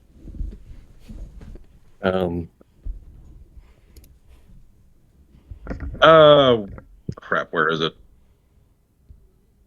I'm gonna cast Steel Spirits on her. Oh joy. Okay. Alright. Well, he's working on that. A question about Shield the Innocent. Does that work like I Am Your Shield, where if someone is going to be shot or attacked, I can use that to kind of get in the way and take the shot? Which one Or is is that something I have to prep in ahead of time? It's called Shield the Innocent? Similarly, yes. I actually believe, and let me just pull it up to be sure I'm not telling you the wrong thing, but I think that works in the instance of, well, them being innocent, so to speak. But let me just double check real quick. I think so. No, you can't die. You're my ride home. Please don't die. All right, let me see. It's just a single gunshot. Right. Do more than destroy things. Yes.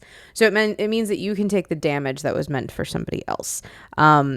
What I will tell you, and I'll give this just as like a GM kind of freebie, you don't need to use that. And I think that will become clear in just a moment. Mhm. So, go ahead and tell me what your magic roll was. Okay, so I rolled a 10 twice, and now I have a 9. Okay. And and if I remember right, it's my willpower, Yes. which is 4.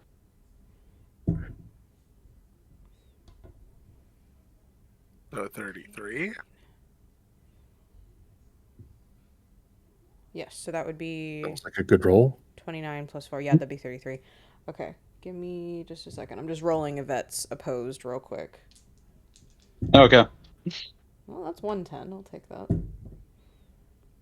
That's a 9. So that's 19. Hers is a 5. So that makes it 24. Okay.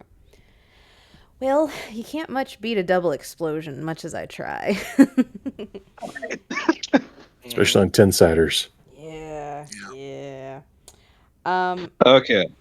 Go ahead. Yes, and of course I'm totally draining her hit points. Oh, yeah. Mm-hmm. So it says I deal 1d4 drain damage. Mm-hmm. And that's going to be... Okay, that's going to be 6 points of drain damage. Perfect. Okay. So you definitely take her by surprise, and she sort of knocks backwards, especially because she just shot somebody, so like she wasn't really like focusing on that portion of it. A lot of things are going to happen here all at once. Oh boy. First and foremost, Yvette's going to turn the gun very reflexively at White. But before she can do anything, Blanc, who was really just blown back from the gunshot, is basically going to kind of yank open her leather jacket, and you're going to see a full bulletproof plate vest underneath. And she's going to reach her hand out, pointing at Yvette specifically, and you're going to see her twist her hand and then go like this. And Yvette's going to fall to the floor unconscious. Which is basically a take on slumber. I'm not going to pull the exact spell right now, but it's basically the same thing. As she basically like knocked Yvette out. And she's going to kind of be out of breath because I don't know about any of y'all, but if you've ever been hit in a bulletproof vest before, you still get the wind knocked out of you and it doesn't feel great.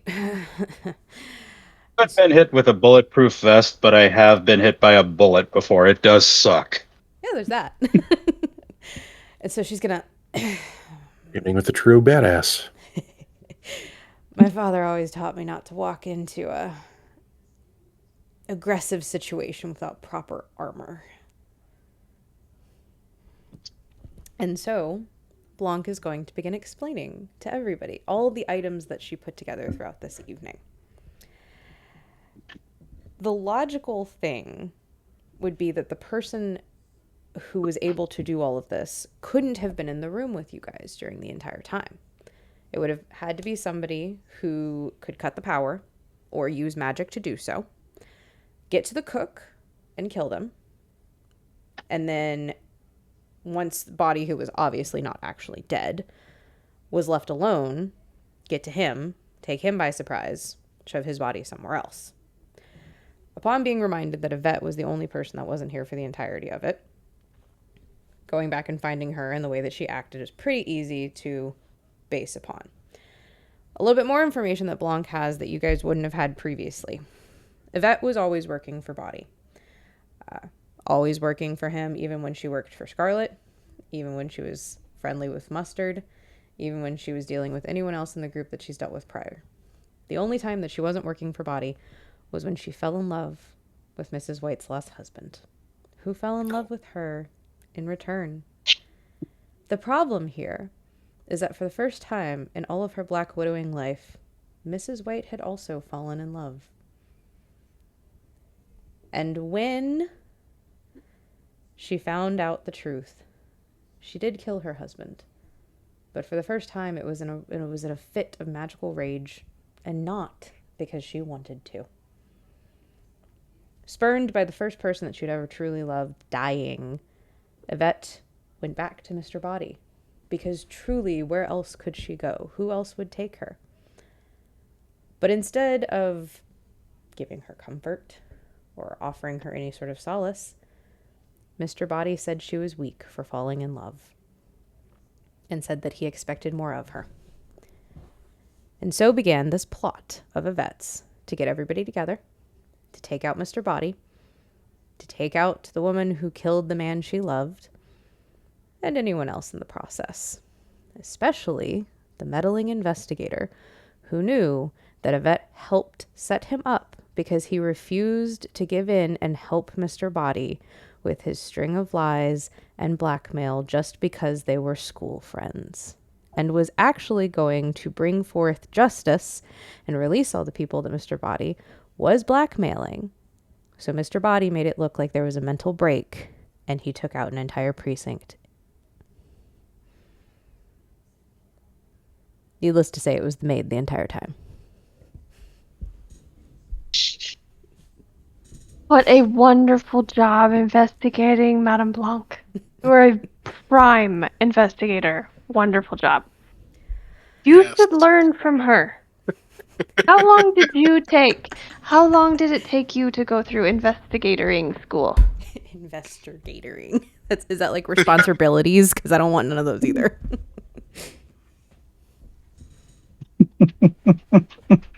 Oh, good. Yes, a prime example of a wonderful investigator. Blanc, as always. You know, yeah, you did great. It's nice when you have all the information available to you.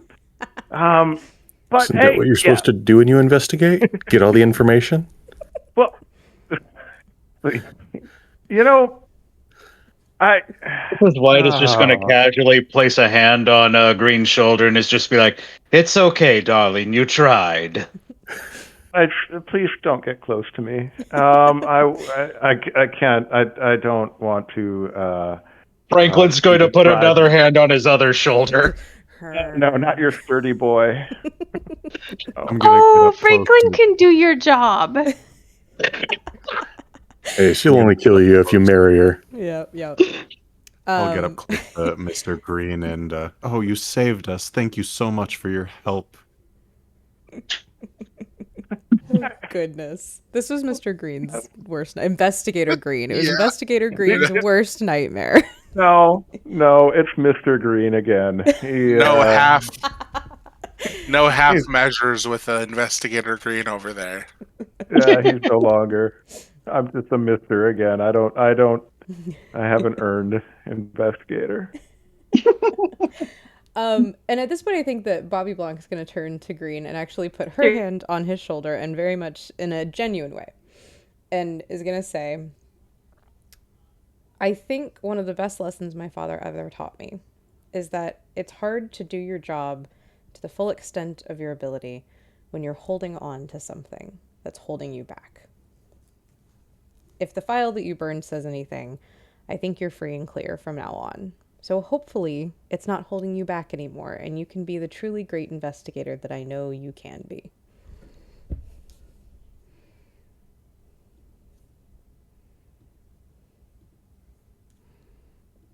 Just needs to work on his hatred of women. But you guys made it to the end. You figured it out. Who done it? It was the maid all along. Thank you for giving me your evening. I hope that everyone truly enjoyed the little bit of time that we got. Everybody in the stream, I hope you enjoyed listening along and all of our shenanigans. For now, if everyone would like to say goodbye, stream. Goodbye, stream. Goodbye, stream. Goodbye, stream. Goodbye, stream. Goodbye, stream. Goodbye, stream. And I think that's the perfect place to end